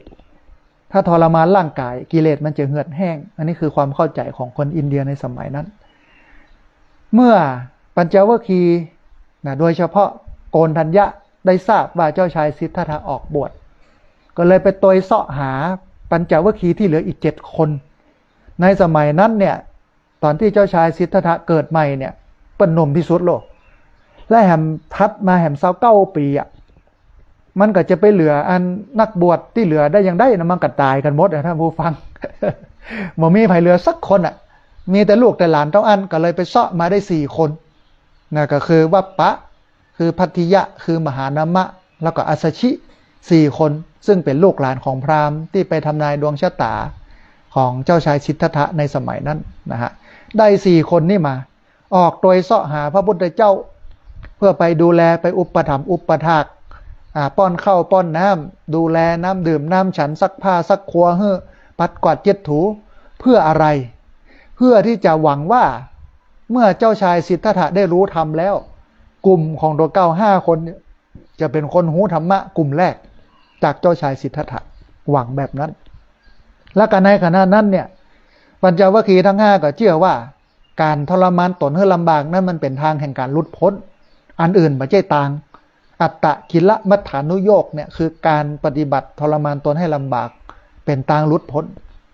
แต่พอเจ้าชายสิทธัตถะปฏิบัติไปได้6 ปีก็มานั่งกึดนะว่ามันไม่ใช่ทางกันมันไม่ใช่ตีใช่ทางกันเนี่ยประกอบกับในขณะนั้นนางสุชาดาเปิ้นเนี่ยเขาติบดูกวนเขาติบนะภาษาบาลีเปิ้นจะว่าข้าวมัทุปายาตปะเนาะท่านผู้ฟังมันยะตุกยากเด้อมันไม่ใช่เหมือนข้าวติบบ้านเฮาที่มากวนกันกะโล่งนี่นะมันต้องเอาการผสมของนมจากงัว100 ตัวงัว1,000 ตัวมาย่อให้เหลือนม100เลี้ยงงัว1,000 ตัวนะแล้วก็เอานมของงัว1,000 ตัวเนี่ยมาให้ นมมาเฮินงัวแหมร้อยตัวกินย่อมาเพราะเป็นตุกเป็นยากกว่าจะได้กินนี่นะนางสุชาดาก็หันพระพุทธเจ้านั่งปฏิบัติธรรมอยู่หันเจ้าชายสิทธัตถะนั่งปฏิบัติธรรมอยู่ก็เลยเกิดในใจว่าเฮาหันนักบวชปฏิบัติธรรมเฮาลองไปอุปถัมภ์อุปถากเปิ้นพอนะฮะเอาอันเข้าบรรทุปประหยัด48ก้อนนะก้อนน้อยๆนะก้อนใหญ่เอาไปถวายพุทธเจ้าไปถวายเจ้าชายสิทธัตถะเจ้าชายสิทธัตถะเผอิญว่าในขณะนั้นเปิ้นเลิกการทรมานตนให้ลำบากอัตตกิลมัฏฐานุโยคแล้วก็ยิบเข้ามาทุปประหยัดของนางสุชาดามานั่งเสวยนั่งกินทีนี้ปัญจวัคคีย์ทั้ง5ก็มาหันเข้าใส่ว่าโหเจ้าชายสิทธัตถะบ่เอาเห็นแล้วก้าไม่เอาการปฏิบัติธรรมเพื่อนำไปสู่ความหลุดพ้นจากกิเลสแล้วปิกมากินข้าวกินน้ำอาบน้ำล้างหน้าล้างตาเห็นแล้วเสียดายเขาอุตส่าห์ตยมาอุปถัมภ์อุปถากตยมาพ่อมากอยตยมาดูแลเอาใจใส่หวังว่าเราจะได้หู้ธรรมต่อจากพระองค์เป็นกลุ่มแรกผิดหวังคำเนี้ยท่านโบฟังปัญจวัคคีย์ทั้ง5ผิดหวังเมื่อผิดหวังแล้วก็ปากันไปหนีออกจากเจ้าชายสิทธัตถะไปอยู่ป่าอิสิปตนมฤคทายวันนะไปอยู่ปุ้นนะฮะมันก็เป็นมุมหนึ่งของความคิดนะท่านผู้ฟังว่าเกิดถ้ามีคนเข้าใจเฮาเนี่ยเฮาอย่างใดเหมือนเจ้าชายสิทธัตถะคณะเนี้ยที่ปัญจวัคคีย์ทั้ง5เข้าใจว่าเจ้าชายสิทธัตถะนั้นบ่เข่งคัดแล้วบ่ปฏิบัติแล้วเดี๋ยวก็จะหนีไปเป็นกษัตริย์เห็นแล้วบ่เอาแล้วการบวชการสาแต่สิ่งที่พระพุทธเจ้าทำเนี่ยหรือว่าสิ่งที่เจ้าชายสิทธัตถะทำเนี่ยมันยิ่งใหญ่มากเลยนะพระองค์บ่ไปง้อนะบ่ไปตยหานะบ่ไปบอกว่าเดี๋ยวบ่ใจอย่างอันเนอะ บ่ใจอย่างที่สูกึดนะมันเป็นอย่างอันอย่างอีเนอะมันบ่ใจอย่างที่ตัวเก่ากึดเนอะบ่ได้อธิบายอย่างสักอย่างไปเลยเต็มที่จะเข้าใจอย่างใดบ่เข้าใจอย่างใดเฮาก็บ่ได้เป็นอย่างนั้นนะสิ่งที่คนอื่นเนี่ยว่าเฮาบ่ดีอย่างนั้น ว่าเฮาบ่ดีอย่างอีเนี่ยไม่ต้องกังวลถ้าเฮาบ่เป็นแบบนั้นบ่ต้องไปใส่ใจแต่ที่จะควรจะใส่ใจนักขึ้นก็คือว่าเฮาควรไม่เป็นแบบนั้น ถ้าเปิ้นเล่าขวัญเฮานะปู่นั้นมันขี้จิปู่นั้นมันขี้ค้านปู่นั้นมันขี้เหล้านะปู่นั้นมันขี้ลักขี้ขโมยขี้โคตรขี้มิ่งอีนะถ้ามันเป็นแบบนั้นท่านก็บ่ต้องเดือดร้อนเพราะปากอยู่ที่เขาจะว่าได้ก็แล้วแต่เขาและเราไม่เป็นแบบนั้นก็พอต้องระวังให้เฮาไม่ได้ไปเป็นแบบนั้นนะอาตมาภาพยกตัวอย่างเสมอครั้งหนึ่งเนี่ยเคยไปเทศเคยไปบรรยายเคยไปอบรมละอ่อนที่อยุธยาหลวงพ่อเจ้าอาวาสเปิ้นก็มีตำแหน่งสูงนะเป็นถึงเข้าเจ้าคณะตำบลเลยทีเดียวสนิทกันนะก็ไปกันเปิ้นย้ายไปอยู่แห่งวัดนึงก็เป็นวัดใหม่เปิ้นก็ยังบัลละในการจะอบรมละอ่อนด้วยดึงละอ่อนเข้าวัดกันนิมนต์อาตมาภาพไปเป็นวิทยากรไปอบรมตอนนี้เมื่อไปอยู่วัดหั่นเนี่ยมันมีพระเก่าพระใหม่เนาะพระที่ตัวหลวงพ่อมากับพระที่อยู่เก่าพระที่อยู่เก่าเนี่ยจะได้ตำแหน่งจออยู่แล้วนะจะเป็นตำแหน่งเจ้าอาวาสมาได้สักกรรมนะหลวงพ่อมาเป็นแทนเนี้ยเปิ้นก็อาจจะมาม่วนใจสักน้อยนึงพระเก่าทีนี้บกองหลวงพ่อไปเป็นเจ้าอาวาสเปิ้นก็ทำตามที่เปิ้นเคยเนี่ยมาในอดีตในวัดที่เปิ้นเคยอยู่คือดึงละอ่อนเข้าวัดแล้วก็นิมนต์อาตมาภาพไปอบรมบรรยายละอ่อนก็ม่วนงันสั่นเล่ากันนะฮะทีนี้หมู่พระเก่าเนี่ยก็เล่ากันว่าตัวเจ้านี่มาหากินกันละอ่อนตัวเนี่ย มาสร้างความวุ่นวายของกับวัดกับวาวัดเปิ้นสงบสงเงียมเอาละอ่อนเข้าวัดเข้าวายุ่งหยาบบัดท่าเนี่ยพอดีเลขาหลวงพ่อรูปใหม่นี่เปิ้นได้ยินเข้าใส่เสร็จแล้วเปิ้นก็มาบอกหลวงพ่อในห้องอาตมาภาพก็นั่งอยู่ด้วยเปิ้นนั่นเลขาก็มาบอกว่าหลวงพ่อครับมีตู้เจ้าบทตู้เจ้าเก่าที่อยู่วัดเนี่ยที่เขาจะได้เป็นเจ้าวาดแล้วเขาบ่ได้เป็นเนี่ยเขามาว่าหลวงพ่อว่าหากินกันละอ่อนเนี่ยเอาละอ่อนเข้าวัดเข้าวาวุ่นวายกับวัดกับวาเนี่ยนะหลวงพ่อก็นั่งกึดคำนึงเสร็จแล้วเปิ้นก็บอกว่าจ้างมันเตอะเปิ้นกึดได้อย่างนั้นนะถ้าเปิ้นกึดได้นักกว่าเฮาเนี่ยหรือว่ากึดได้เต้าเฮาเนี่ยเฮาบ่ได้มาเป็นละที่นี่ก็เพราะว่าเปิ้นกึดอย่างนั้นไง อันนี้ก็มุมนึงนะแล้วแหมช็อตนึงเปิ้นก็บอกว่าบ่ต้องกลัวว่าเขาจะว่าดีบ่ว่าบ่ดีเพราะดีบ่ดีนั่นมันอยู่ที่เฮาแต่ว่าสิ่งที่เฮาควรระวังก็คือว่าไม่ควรไปเป็นอย่างที่เขาว่า นะท่านบ่ควรไปเป็นอย่างที่เขาว่าและเฮาทั้งหลายเนี่ยที่เป็นคนมาใหม่เนี่ยไม่ควรจะเป็นอย่างที่เขาว่านี่มันเป็นกำกึศได้ดีมากท่านผู้ฟังเหมือนกันกับที่ปัญจวัคคีย์หนีพระเจ้าไปโดยเห็นว่าพระเจ้านั้นบ่เอาแต่แล้วปิกมากินข้าวกินน้ำปิกมาบำเพ็ญทุกขละกิริยาอัตตกิละมัฏฐานุโยคแล้วปากันหนีไปอยู่ป่าอิสิปตนะมฤคทายวันพระเจ้าอธิบายทีนี้มันก็ดีอย่างหนึ่งเมื่อปัญจวัคคีย์หนีไปมันมีใครมาสุ่นมันไม่มีใครมาวุ่นวายนะพระองค์ก็เลยฝึกปฏิบัตินะสมถกรรมฐานและวิปัสสนากรรมฐานเต็มที่ก็เดินไปที่ใต้ต้นศรีมหาโพธิ์เสร็จแล้วโสธิยพราหมณ์ถวายหญ้าคา8กับมือเอามาปูเป็นที่นั่งพระองค์ก็นั่งลงเสร็จแล้วก็อธิษฐานนี้มันไม่ใช่ว่าอ้อนวอนขอนะอธิษฐานนี้แปลว่าตั้งใจมั่นตั้งใจไว้มั่นตั้งเป้าหมายไว้มั่นนี่คือความหมายของคำว่าอธิษฐานแต่เฮาชาวพุทธเนี่ยเลอะเทอะเอามาใจผิดอธิษฐานแปลว่าการอ้อนวอนขอทำไมไม่อธิษฐานอีหรออันนี้บ่ฮู้แท้เลยนะอู้ไปเลยแต่ถ้าเฮียนแท้ๆเนี่ยจะได้รู้ว่าอธิษฐานนั้นแปลว่าการตั้งใจไว้มั่นพระเจ้าก็นั่งบนอาสนะหญ้าคาปื้นต้นศรีมหาโพธิ์พระองค์ก็ตั้งใจอธิษฐานว่าตราบใดที่ข้าพเจ้าบรรลุธรรมเข้าถึงสัจธรรมหูสัจธรรมข้าพเจ้าจะบรรลุถึงแม้ว่าเลือดเนื้อมันจะเหือดจะแห้งไปจะตายละขำที่นี่กับจ้างมันเตอะนี่นะอันนี้อู้คือมันเข้าใจง่ายนะแต่ว่าบ่ได้อยู่ในพระไตรปิฎกคือบ่ใช่คำอู้ของพระไตรปิฎกแต่มันเหตุการณ์คล้ายๆแบบนี้นะ เพื่อให้โยมเข้าใจง่ายเสร็จแล้วก็นั่งสมาธิไปนะจนเข้าใจธรรมะโดยเฉพาะเรื่องของไตรลักษณ์เข้าใจว่าสิ่งทั้งหลายทั้งปวงบนโลกนี้นั้นมันมีการเกิดขึ้นเป็นธรรมดามันมีการตั้งอยู่เป็นธรรมดามันมีการดับไปเป็นธรรมดาเข้าใจอริยสัจสี่นะวิธีการแก้ตุก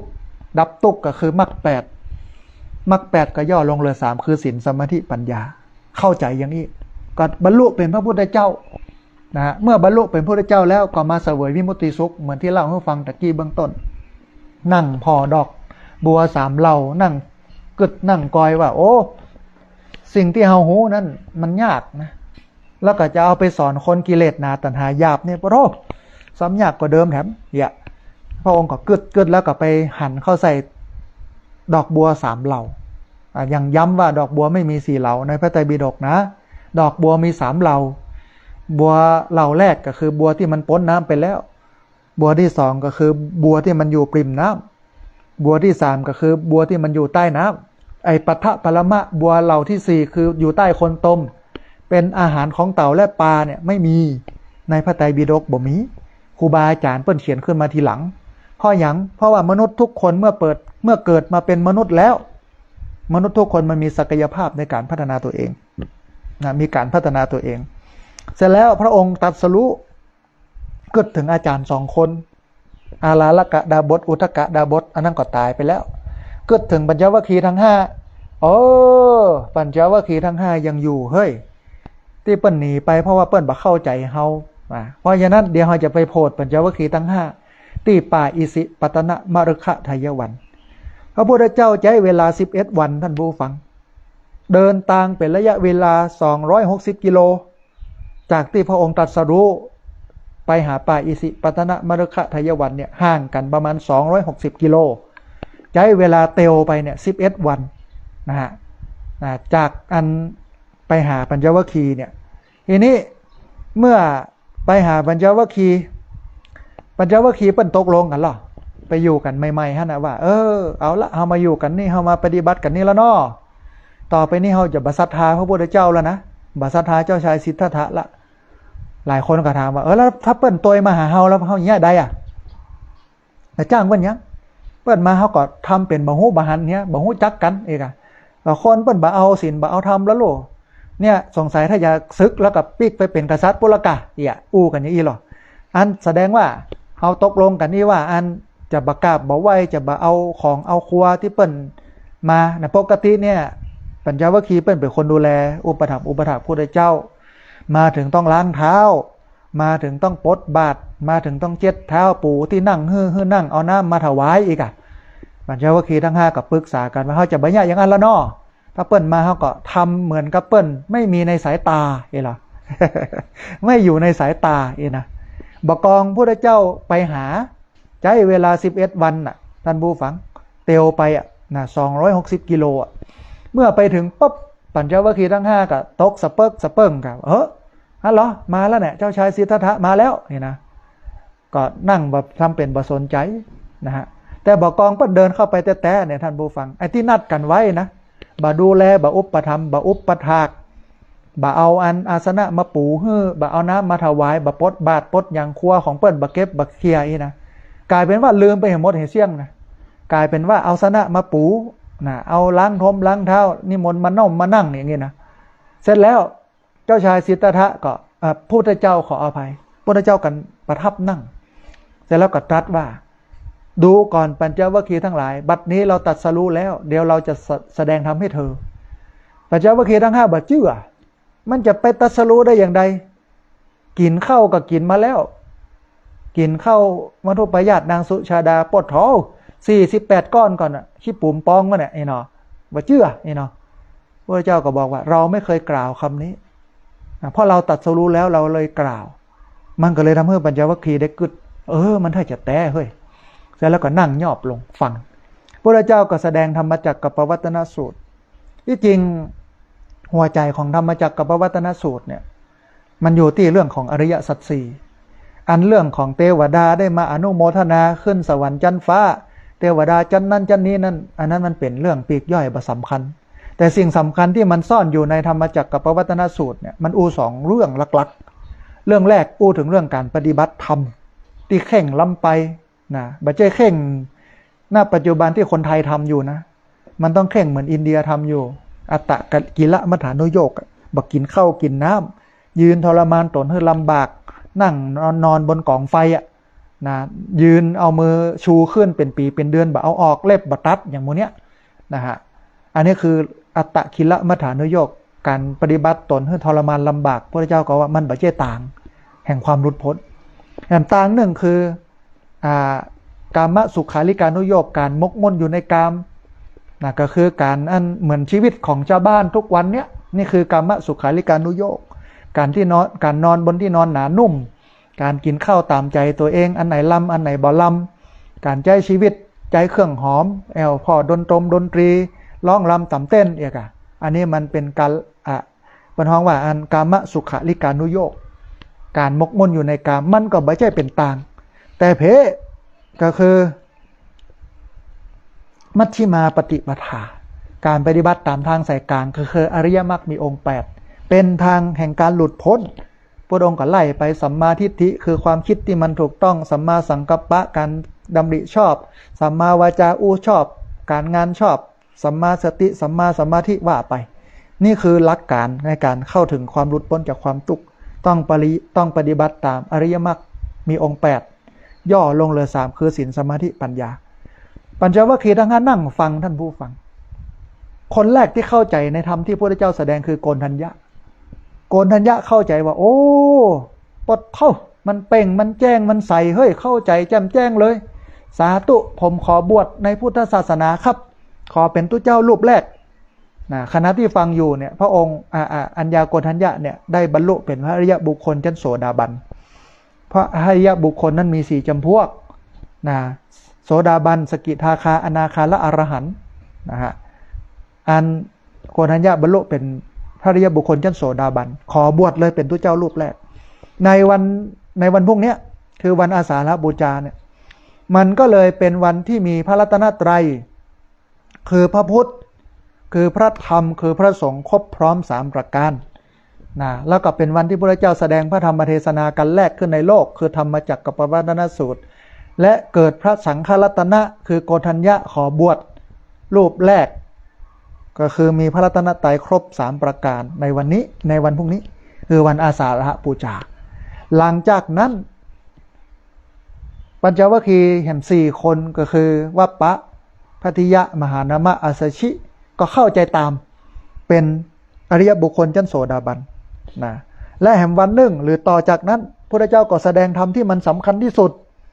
ที่ทำให้อริยบุคคลคืออันโกณฑัญญะ วัปปะพัทธิยะมหานามะอัสสชิซึ่งขณะนี้เป็นพระอริยบุคคลชั้นโสดาบันเป็นอริยบุคคลชั้นต้น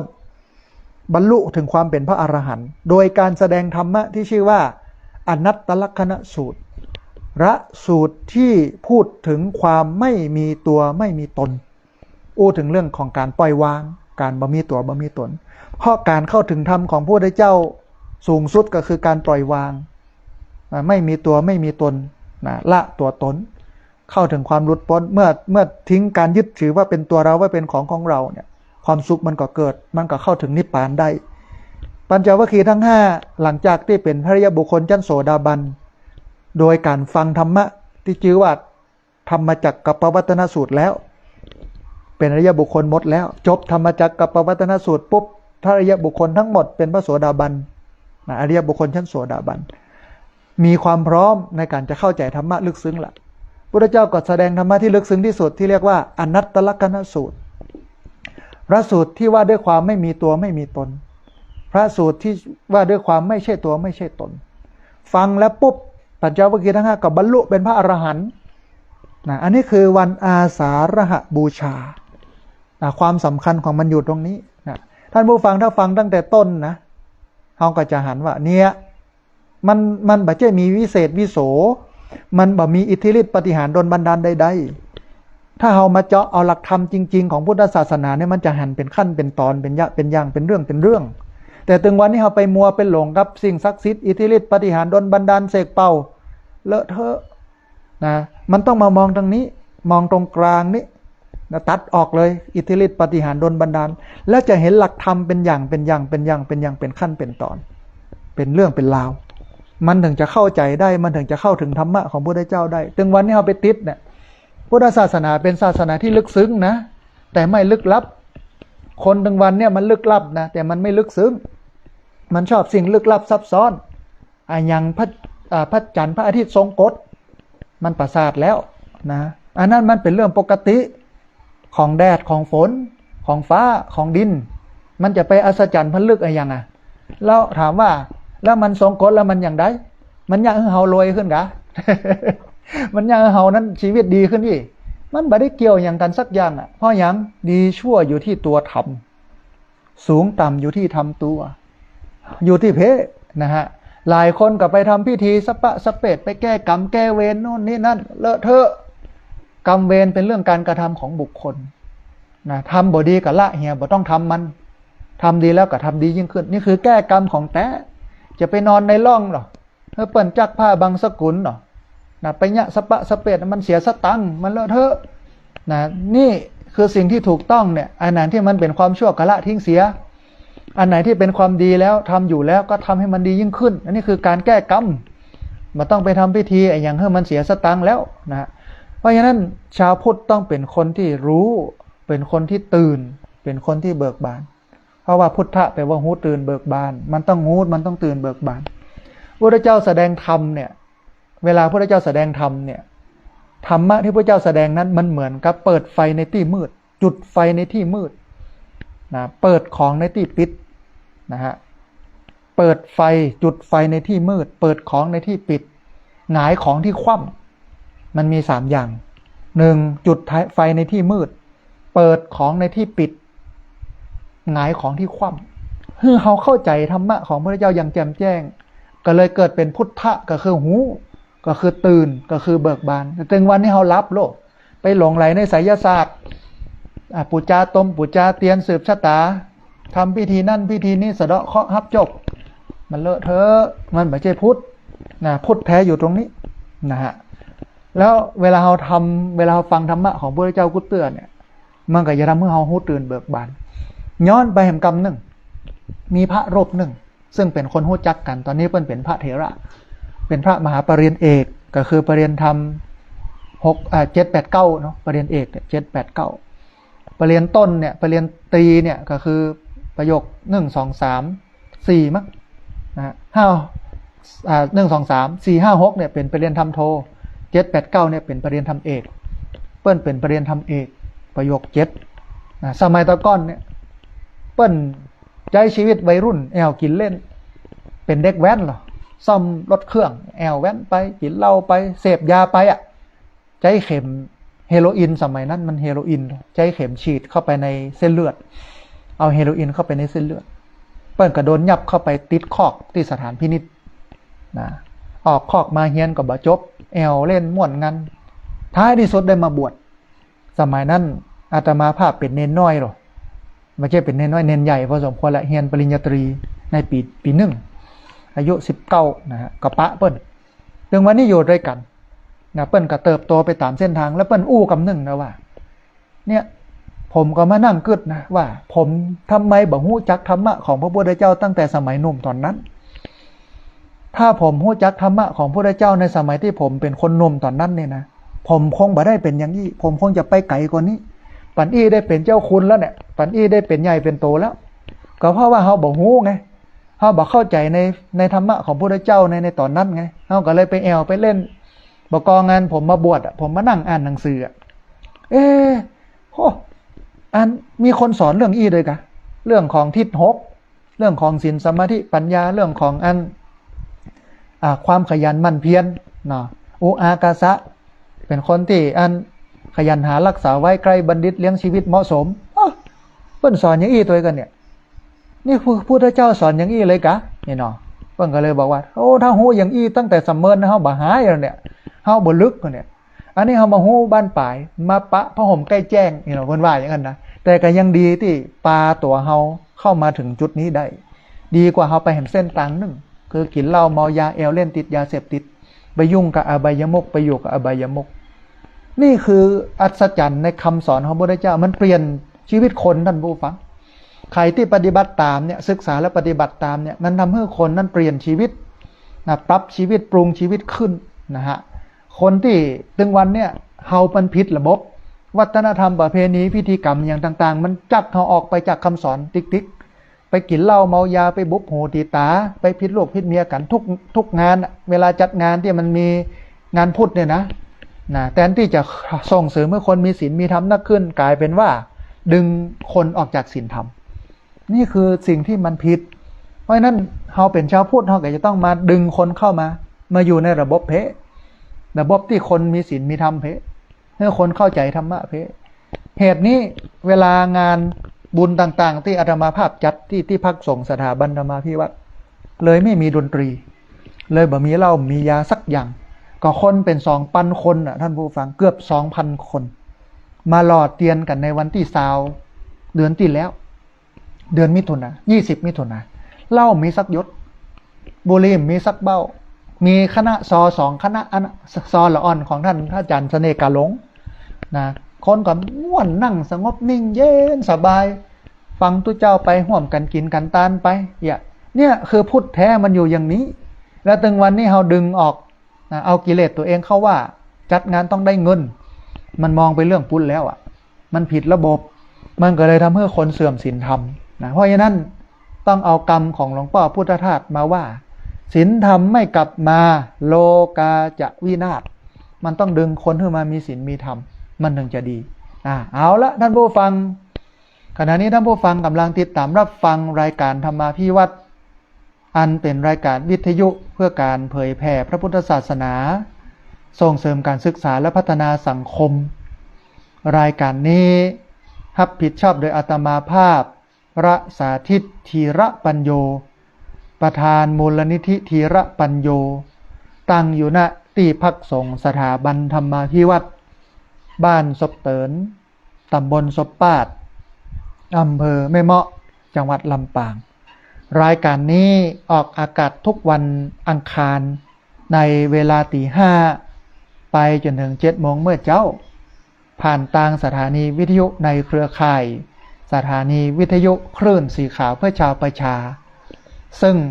มีอยู่หลายคลื่นหลายสถานีหลายจังหวัดออกอากาศผ่านทาง Facebook ไลฟ์ซึ่งเป็นไลฟ์สดของสถานีวิทยุวัดไฝหินและ Facebook ของอาตมาภาพ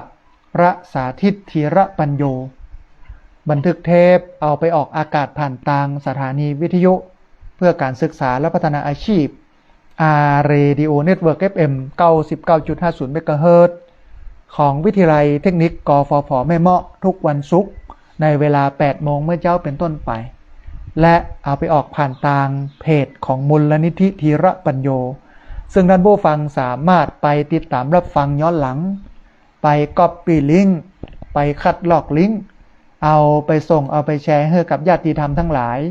ให้ได้ยินได้ฟังกันได้แถมตัวนะฮะท่านผู้ฟังก่อนที่จะเปิดสายให้ท่านผู้ฟังที่ฟังอยู่ทางบ้านได้โทรเข้ามาร่วมบูร่วมเอ่ยกันได้โทรเข้ามาร่วมแสดงความคิดความเห็นกันนะฮะก็จะได้ประชาสัมพันธ์เรื่องข่าวบุญก่อนเนาะในช่วงนี้ขณะนี้เนี่ยกำลังระดมทุนในการสร้างพระธาตุเจดีย์สุขเจริญนะเพื่อประดิษฐานไว้ณที่พักสงฆ์สถาบันธรรมาภิวัตรบ้านศพเตินตำบลศพปาดอำเภอแม่เมาะจังหวัดลำปางก่อสร้างมาได้ระดับหนึ่งนะฮะสร้างมาได้ระดับหนึ่งเหลือปัจจัยที่จะต้องใช้สร้างอยู่ประมาณสัก60,000 กว่าบาท600,000 กว่าบาทนะฮะก็ระดมทุนกันไปเรื่อยๆนะจนท่านพระครูอภิวัฒนวิกรมเพิ่นจะมีเวลาก็จะได้มาสร้างแปลงกันนะฮะโดยหาเจ้าภาพมาตอนนี้ก็ท่านอาจารย์พระครูอภิวัฒนวิกรมเปิ้นรับปากเรียบร้อยแล้วก็บัดหน้าเป็นห่วงอะไรยังนะฮะแต่ว่าเฮาก็ระดมทุนกันไปเพราะว่ามันใจหนักใจหลายนะท่านผู้ฟังท่านใดที่อยากจะร่วมทำบุญสร้างพระธาตุเจดีย์สุขเจริญสามารถร่วมทำบุญได้ที่ธนาคารกรุงไทยชื่อบัญชีที่พักสงฆ์สถาบันธรรมาภิวัตรหมายเลขบัญชี5360755318เป็นธนาคารกรุงไทย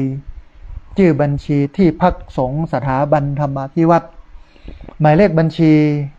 5360755318นะฮะทีนี้มาพอญาติโยมที่ติดตามรับฟังทางไลฟ์สด Facebook ของอาตมาภาพนะมีหลายผู้หลายคนเลยทีเดียวมีคุณโยมบุญเรืองชัยเงินมีคุณแม่สุแก้วคำอ้วนนะฮะมีคุณโยมมันธนาอัมพันธ์มีคุณแม่สมจิตอินทรวิจิตรนะฮะมีแม่สมจันทร์แก้วมาลามีคุณโยมอาจรพึ่งไตรรัตน์มีคุณโยมนุชนาถอุปนันท์มีแม่สมศรีใจบุญมีคุณโยมที่ชื่อภาษาอังกฤษต้องขออภัยนะฮะมี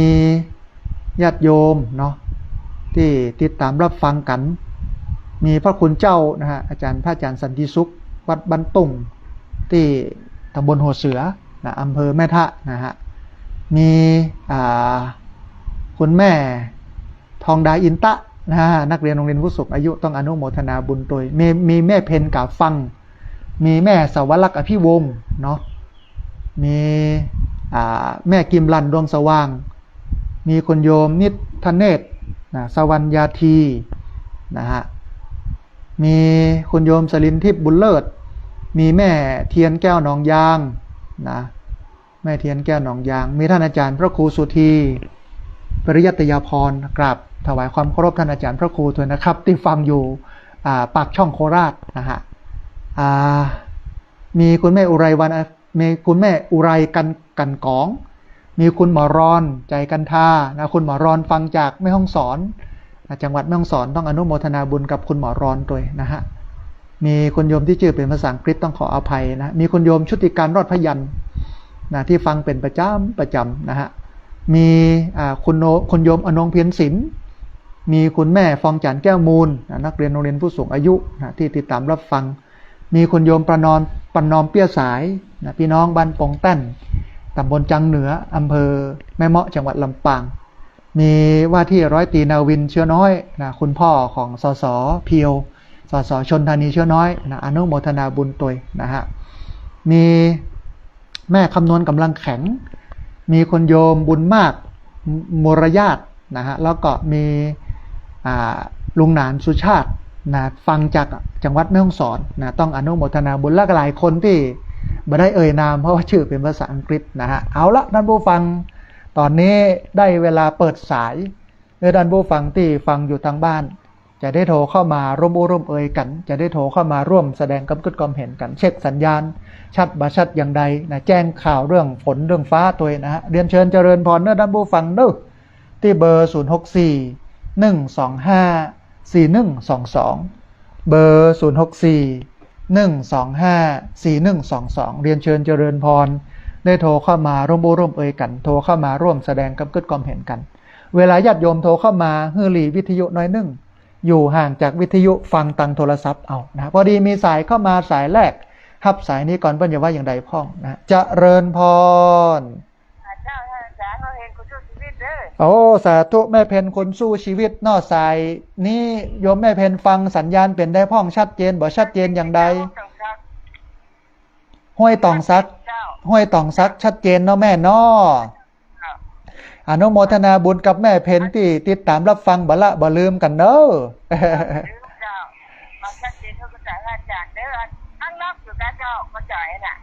รับเรื่อยๆแม่รับเรื่อยๆที่อันร่วมทำบุญพระธาตุเจดีย์เนาะนะโอ้สาธุอนุโมทนาบุญกับแม่เพนที่เป็นสะพานบุญเนอะสาธุเจริญพรแม่เพนคนสู้ชีวิตนะต้าจ้างนะฮะเป็นสะพานบุญปาพี่น้องแถวนั้นนะมาร่วมทำบุญนะในหลายๆเรื่องวันช่วงนี้เป็นช่วงในการระดมบุญสร้างเจดีย์สุขเจริญนะฮะแม่เพนเปิ้นก่อฮับนะเป็นสะพานบุญพอดีมีสายเข้ามาสายหนึ่งฮับสายนี้ก่อนเปิ้นจะว่าอย่างใดพ้องเจริญพรสาธุโยมแม่ชื่ออะไรยังโอ้สาธุเป็นน้องดอยหล่อสัญญาณชัดเจนเนาะสาธุแม่อนุโม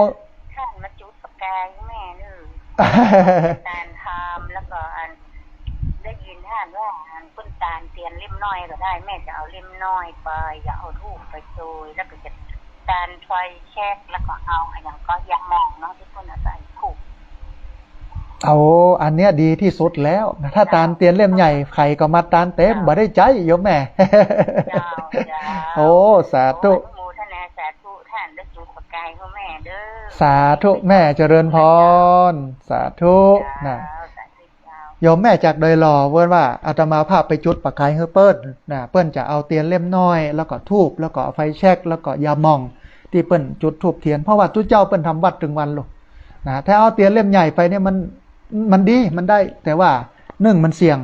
ยงต่อการจะไฟไหม้นะ2มันจุดบ่หมดมันนักนะจารีนะฮะบ่ท่อมีหมูจักกี่อันเนี่ยมันไร้ประโยชน์เพราะฉะนั้นมาอู้ถึงประโยชน์ในการใช้เปลี่ยนเป็นโซลาร์เซลล์ตัวเปลี่ยนเตียนเล่มน้อยตัวหรือใครจะไปเปลี่ยนสายไฟ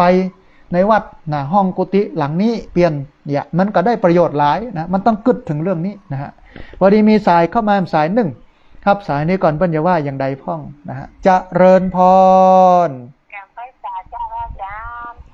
ถ้าผมได้ยินเมื่อนายกแม่ถึงหมดซะประกาศเดี๋ยวนี้อ๋อสาธุโยมแม่หายไปจัดเมินเนอะโอ้สาธุหายไปจัดเมินนะโยมแม่นะธนาคารก็ได้แล้ว536075เป็น31แล้ว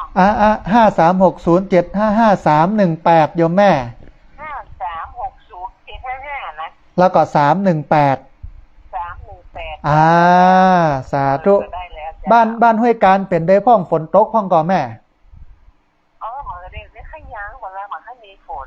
มันยั้งไปแล้วเนาะแม่เนาะ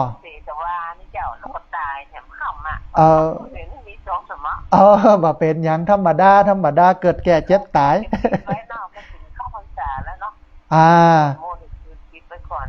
วันพรุ่งนี้เป็นวันอาสาฬหบูชาก็ไปกินไปตานกันเนอะแม่เนอะแม่ไปกับลูกต้องโป่งลูกจะไปส่งนี่น้องไม่ใจเนื้อซื้อวันนี้ห่อข้าวหนมจอกอีกอ่ะ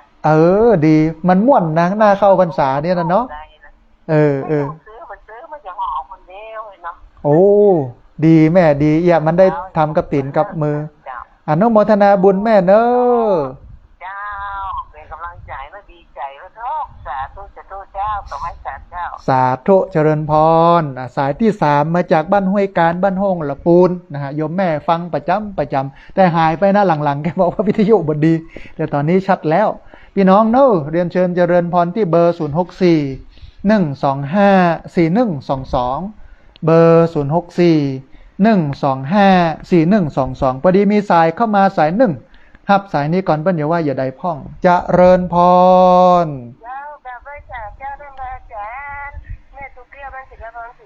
มันโฮงหลับปุดเนอร์ติดตามตั้งแต่เจ้ามาแล้วเด้อเจ้าพ ฟังประจำเลยเด้อเจ้าสาธุโยมแม่สัญญาณเป็นได้พ่องวันนี้บ้านสีเตี้ยบ้านสีลาพรบ้านโฮงสัญญาณชัดเจนดีเด้อขึ้น98.75วัดห้วยจ่องซักนะเจ้าท่านพระอาจารย์เอาสาธุอนุได้นี่นะท่านพระอาจารย์เจ้าเพิ่นฟังกันนะคะทุกหลังคาเพิ่นมาโทรได้เพิ่นเป็นพลังเนี่ยเฮ้ยโยมแม่เป็นตัวแทนโทรมาเนาะแม่เนาะสาธุอนุโมทนาบุญแม่สาธุนะพี่น้องบ้านสีเตี้ยบ้านสีลาพรบ้านโฮงละปูนที่ฟังกันเนอเจริญพรพี่น้องเนอนะอนุโมทนาบุญจุ่มเย็นเป็นสุขนะด้านผู้ฟัง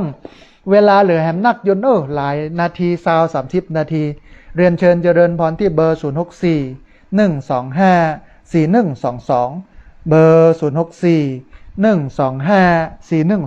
พอดีมีสายเข้ามาสายหนึ่งฮับสายนี้ก่อนเปิ้ลอย่าว่าอย่าใดพ่องนะฮะจะเริญพรไว้สาเจ้าสาธุมาแล้วโยมแม่เป็นใดพ่องฟ้าฝนตั้งปูนคืมเนี่ยเจ้า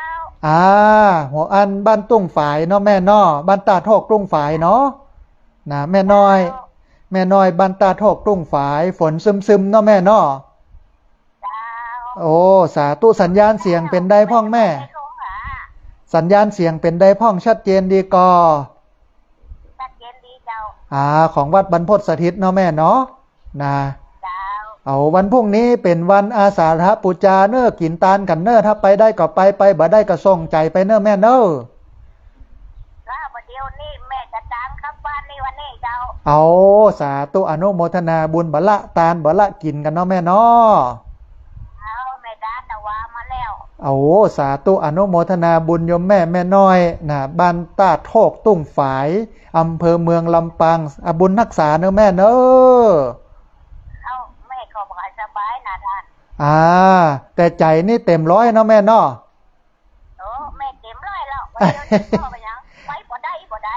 บ่เป็นยังส่งใจไปแล้วก็ทำบุญอย่างที่แม่ทำนี่กะเนาะมันได้กันหมดเนาะนะสาธุบุญรักษาเนอะแม่เนอะได้กำลังใจจัดหนักแม่น้อยอนุโมทนาบุญเนอะสาธุเจริญพรสาธุแม่เจริญพรสาธุเนาะแม่เนาะเจริญพรสาธุแม่นะแม่น้อยบ้านตาโทกนะฮะตุ้งฝายอำเภอเมืองลำปางบุญรักษาอนุโมทนาบุญนะพี่น้องญาติโยมที่ติดตามรับฟังอยู่เนอะเหลือเวลาอยู่แห่งประมาณสัก30 นาทีกดโตได้แห่งหลายสายเนอะที่เบอร์0641254122เบอร์0641254122พอดีมีสายเข้ามาสายหนึ่งครับสายนี้ก่อนเปิ้ลอย่าว่าอย่างใดพ้องเจริญพรได้เจ้าสาธุโยมแม่ชื่ออะไรยังแม่มานะกันจ้าสาธุจำได้แล้วสัญญาณเป็นได้พ้องแม่วันนี้สัญญาณชัดเจนดีก่อแม่สัญญาณชัดเจนดีเนาะแม่เนาะสัญญาณชัดเจนดีจ้าสาธุอนุโมทนาบุญกับแม่มาบ้านนากลางเนอะไว้จ้าสาธุเจริญพรนะแม่มาบ้านนากลางเมืองลี้ละปูนนะฟังสัญญาณชัดเจนดีต้องอนุโมทนาบุญกับพี่น้องเมืองลี้พี่น้องที่ติดตามรับฟังทางสถานีวิทยุเนอะบอกว่าจะเป็นเชียงใหม่ละปูนลำปางแป้น่านพะเยาเชียงรายแม่ฮ่องสอนรวมไปจนถึงพี่น้องที่ติดตามรับฟังทาง Facebook ของวัดฝ่ายหินและ Facebook ของอาตมาภาพพระสาธิตธิระปัญโยโทรเข้ามาเนอะตอนนี้เหลือเวลาแห่ง27 นาทีที่เบอร์0641254122เบอร์0641254122พอดีมีสายเข้ามาสายหนึ่งฮับสายนี้ก่อนเปิ้ลอย่าว่าอย่างใดพ่องจะเริญพรสาธุแม่น้อยกาดนัดวันนี้มีข้าวห้ำกำเครือดีๆกับเจริญพรเจิญนะแม่เนอะเจ้าว่าก่อนซ้ำห้องนะเจ้ายายน้องโอนจะสร้างไปหือนะเจ้า100 บาทเป็นชื่อของนักกิจนะเจ้าก็เอาคนมาถูกเอาคนโอนนะ เจ้า อ๋อ ธรรมดา สาธุแม่ จ้าวันนี้เป็นวันอาสาฬหะเนาะผูกแล้วเนาะเดินสิบเป็นเหนือของเจ้าล้านนาเป็นวันอาสาฬหะเนื้อเจ้าเตธรรมจักเป็นธรรมเก้าปัญจหาเจ้ามาเฝ้าฟังกันที่ป่าอีสิบตนะมฤคทายวันแผ่นดินไหวหวั่นเลยนาเมืองสาลานาตัดเข่าอาสาได้เทศนาธรรมจักเจ้ามีกูลทัญญาเป็นทรงองค์เก่าปกรัตนเจ้าสามดวงพระพุทธธรรมพร้อมซึ่งพระสงฆ์แก้วเก่าสามดวงคบคุงเลยนา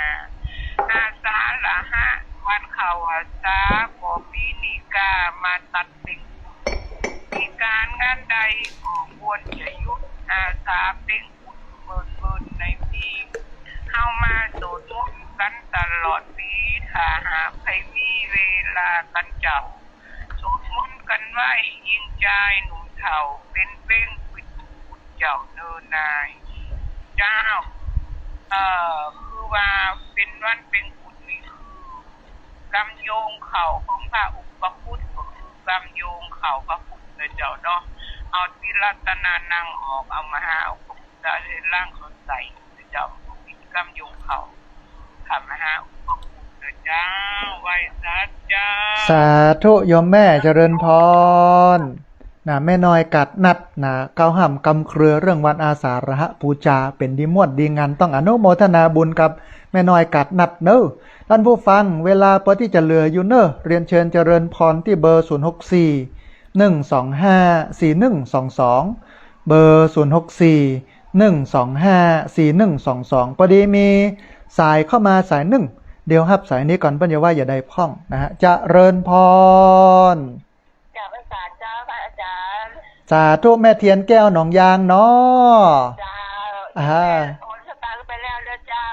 อ๋อสาธุ โอนสร้างพระธาตุเจดีย์เจ้า โอ้สาธุแม่เทียนแก้วหนองยางได้ร่วมทำบุญสร้างพระธาตุเจดีย์อนุโมทนาบุญกับแม่เทียนเนอะ เจ้าโอนไปหลายวันแล้วพระอาจารย์เจ้า อ๋อสาธุ ฟังอยู่เจ้า สัญญาณชัดเจนเนาะแม่เนาะ เจ้าชัดเจนดีเจ้าวันนี้พระอาจารย์นี่คือพระขึ้นผลเจ้าพระอาจารย์ แม่เหมาะกับปอกันแม่นะฟื้มคืมอยู่แต่น่าจะบอกค่อยมีนักปีนี้มันจะแรง เจ้าบ้านยังแก่กับอารมณ์นี้ก็ใครมีผลน่าแต่เนาะพระอาจารย์เนาะ ใช่แม่ แต่ว่าต้องระวังพอกอยกันไว้เนาะแม่เนาะนะ เจ้า สาธุแม่อนุโมทนาบุ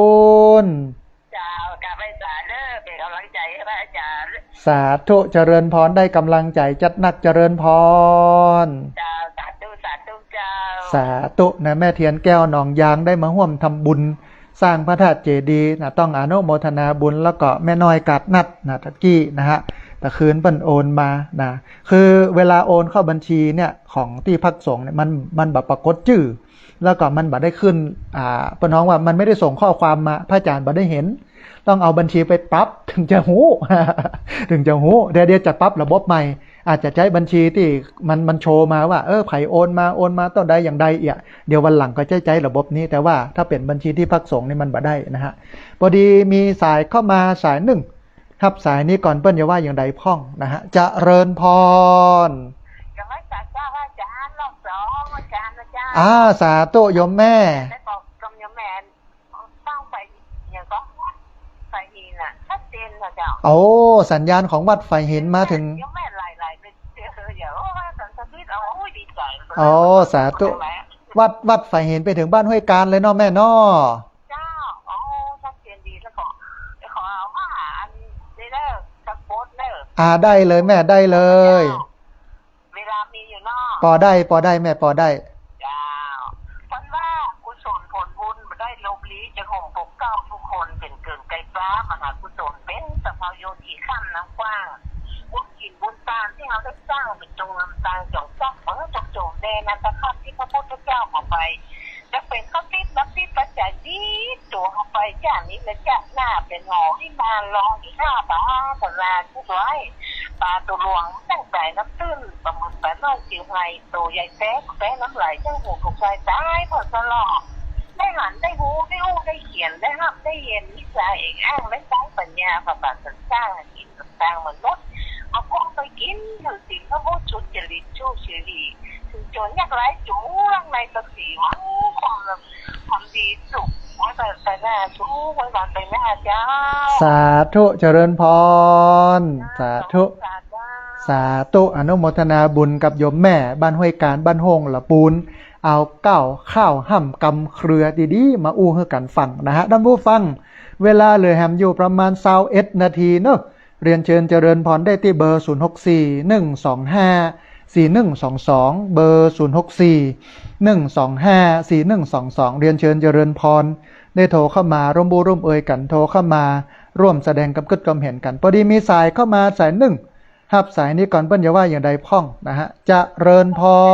รสาธุเจริญพรโยมแม่จากสันกำแพงนอ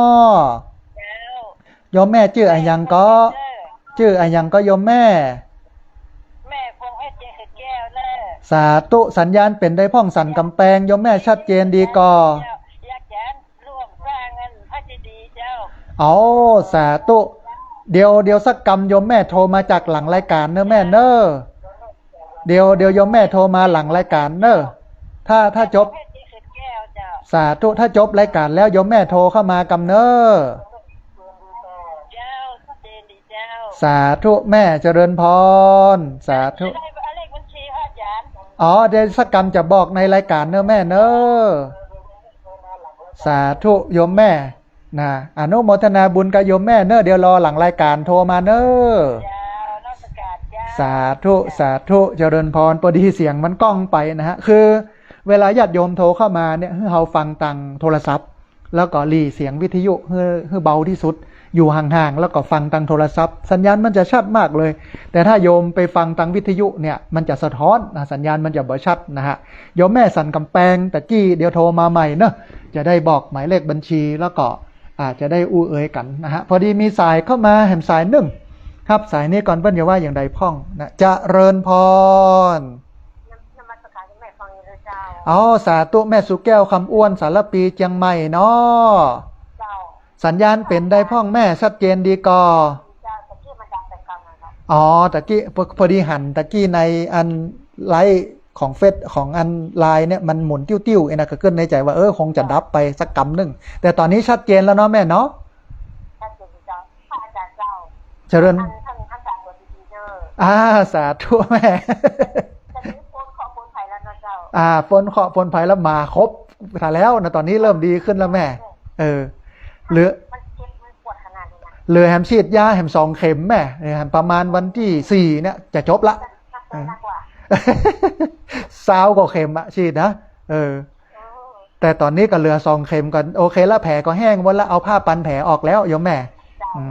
ดีขึ้นนักละอนุโมทนาบุญกับแม่เนอะสาธุเจริญพรสาธุนะแม่สุแก้วคำอ้วนสารปีเจียงใหม่เป็นห่วงสุขภาพเรื่องมาครบท่านผู้ฟัง ไปอยุธยาไปโคราชที่ปากช่อง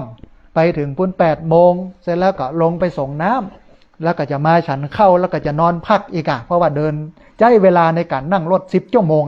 ปวดมันไม่ได้พักนะฮะบกองออกจากห้องน้ำมาเนี่ยหมามันเห่าทั้งหน้าเฮาก็กังวลกับหมาที่เห่าทั้งหน้านะพอเจิงมันเนาะปรากฏว่าหมาที่นอนอยู่เนี่ยหน้าห้องน้ำเนี่ยตั้งหลังมันมาแงบ ว่านึกว่าคนบ่เก่านะว่าอันหมาเห่าบ่ครบหมาครบบ่เห่ามันตั้งแต่นะแต่ว่าฉีดยาละอย่างละก็เหลือแฮม2 เข็มเท่าอันนะฮะประมาณวันที่4ก็เป็นอันจบพอดีมีสายเข้ามาสายหนึ่งครับสายนี้ก่อนเปิ้ลจะว่าอย่างใดพ่องนะฮะจะเริญพรสาธุโยมแม่แนะนำตัวน้อย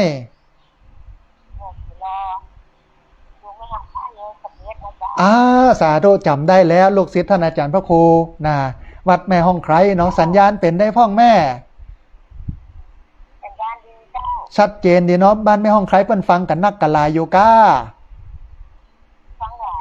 โอ้สาธุอนุโมทนาบุญกับโยมแม่ที่ติดตามรับฟังแล้วก็โทรเข้ามาให้กำลังใจกันเนอะสาธุ สาธุแม่บ้านแม่ห้องใครท่านอาจารย์พระครูชลทานพิทักษ์ดอยสะเก็ดนะฮะท่านผู้ฟังเวลาเลยครับ17 นาทีเนอะเรียนเชิญเจริญพรได้ที่เบอร์ 0641254122 เบอร์ 0641254122 พี่น้องเชียงรายนะพี่น้องพะเยาพี่น้องลำปางหรือพี่น้องที่ติดตามรับฟังอยู่บอกว่าจะเป็นเชียงใหม่ละปูนลำปางแป้น่านพะเยาเชียงรายแม่ฮ่องสอนโทรมาเนอะ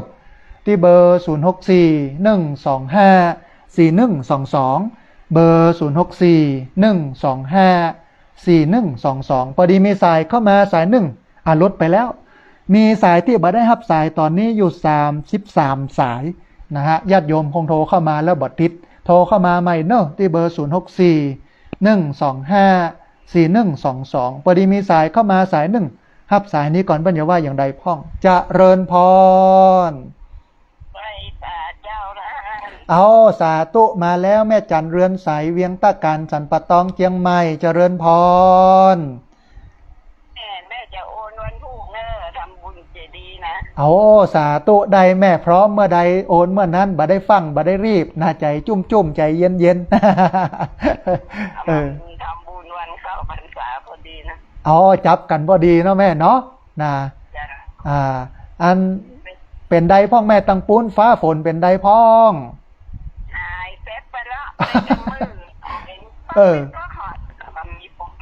มันก็เหมือนลำปางเลยนะเนาะคืมๆนะปีนี้มันจะแรงนะแม่เนอะน้ำเมืองอะไรแล้วอันพุทธอันนี้น้ำเมืองจะแดงเป็นเรื่องเป็นอย่างนี้แบบอันนี้มันน้ำเมืองแดงมาเลยนั่นน่ะเพราะว่าฝนมันน้อยปีนี้มันต้องเตรียมติด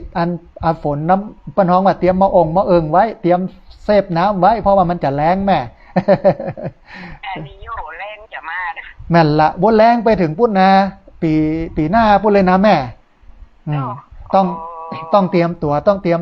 นะจะตื่นดินนะเจ้าสาธุอนุโมทนาบุญกับโยมแม่ที่ติดตามรับฟังแล้วก็โทรเข้ามาให้กำลังใจกันเนอะสาธุนะแม่จันเรือนใสเวียงตะการสันปะตองเชียงใหม่มีโยมที่เข้ามาฟังทาง Facebook ก็มีแม่เรนูชัยวงศ์ต้องอนุโมทนาบุญตัวต่อจากแม่คำนวณกำลังแข็งนะฮะท่านผู้ฟังเหลือเวลาแหมจัดนักเนอะ10 กว่านาที16-17 นาทีเรียนเชิญเจริญพรที่เบอร์ 0641254122 เบอร์ 0641254122 พอดีมีสายเข้ามาสายหนึ่งรับสายนี้ก่อนเบิ้ลอย่าว่าอย่างใดพ่องจะเริญพรสาธุคุณป้อสุชีพพุ่มประเสริฐนักเรียนโรงเรียนผู้สูงอายุตำบลศพป้าสัญญาณเป็นได้พ่องยมป้อ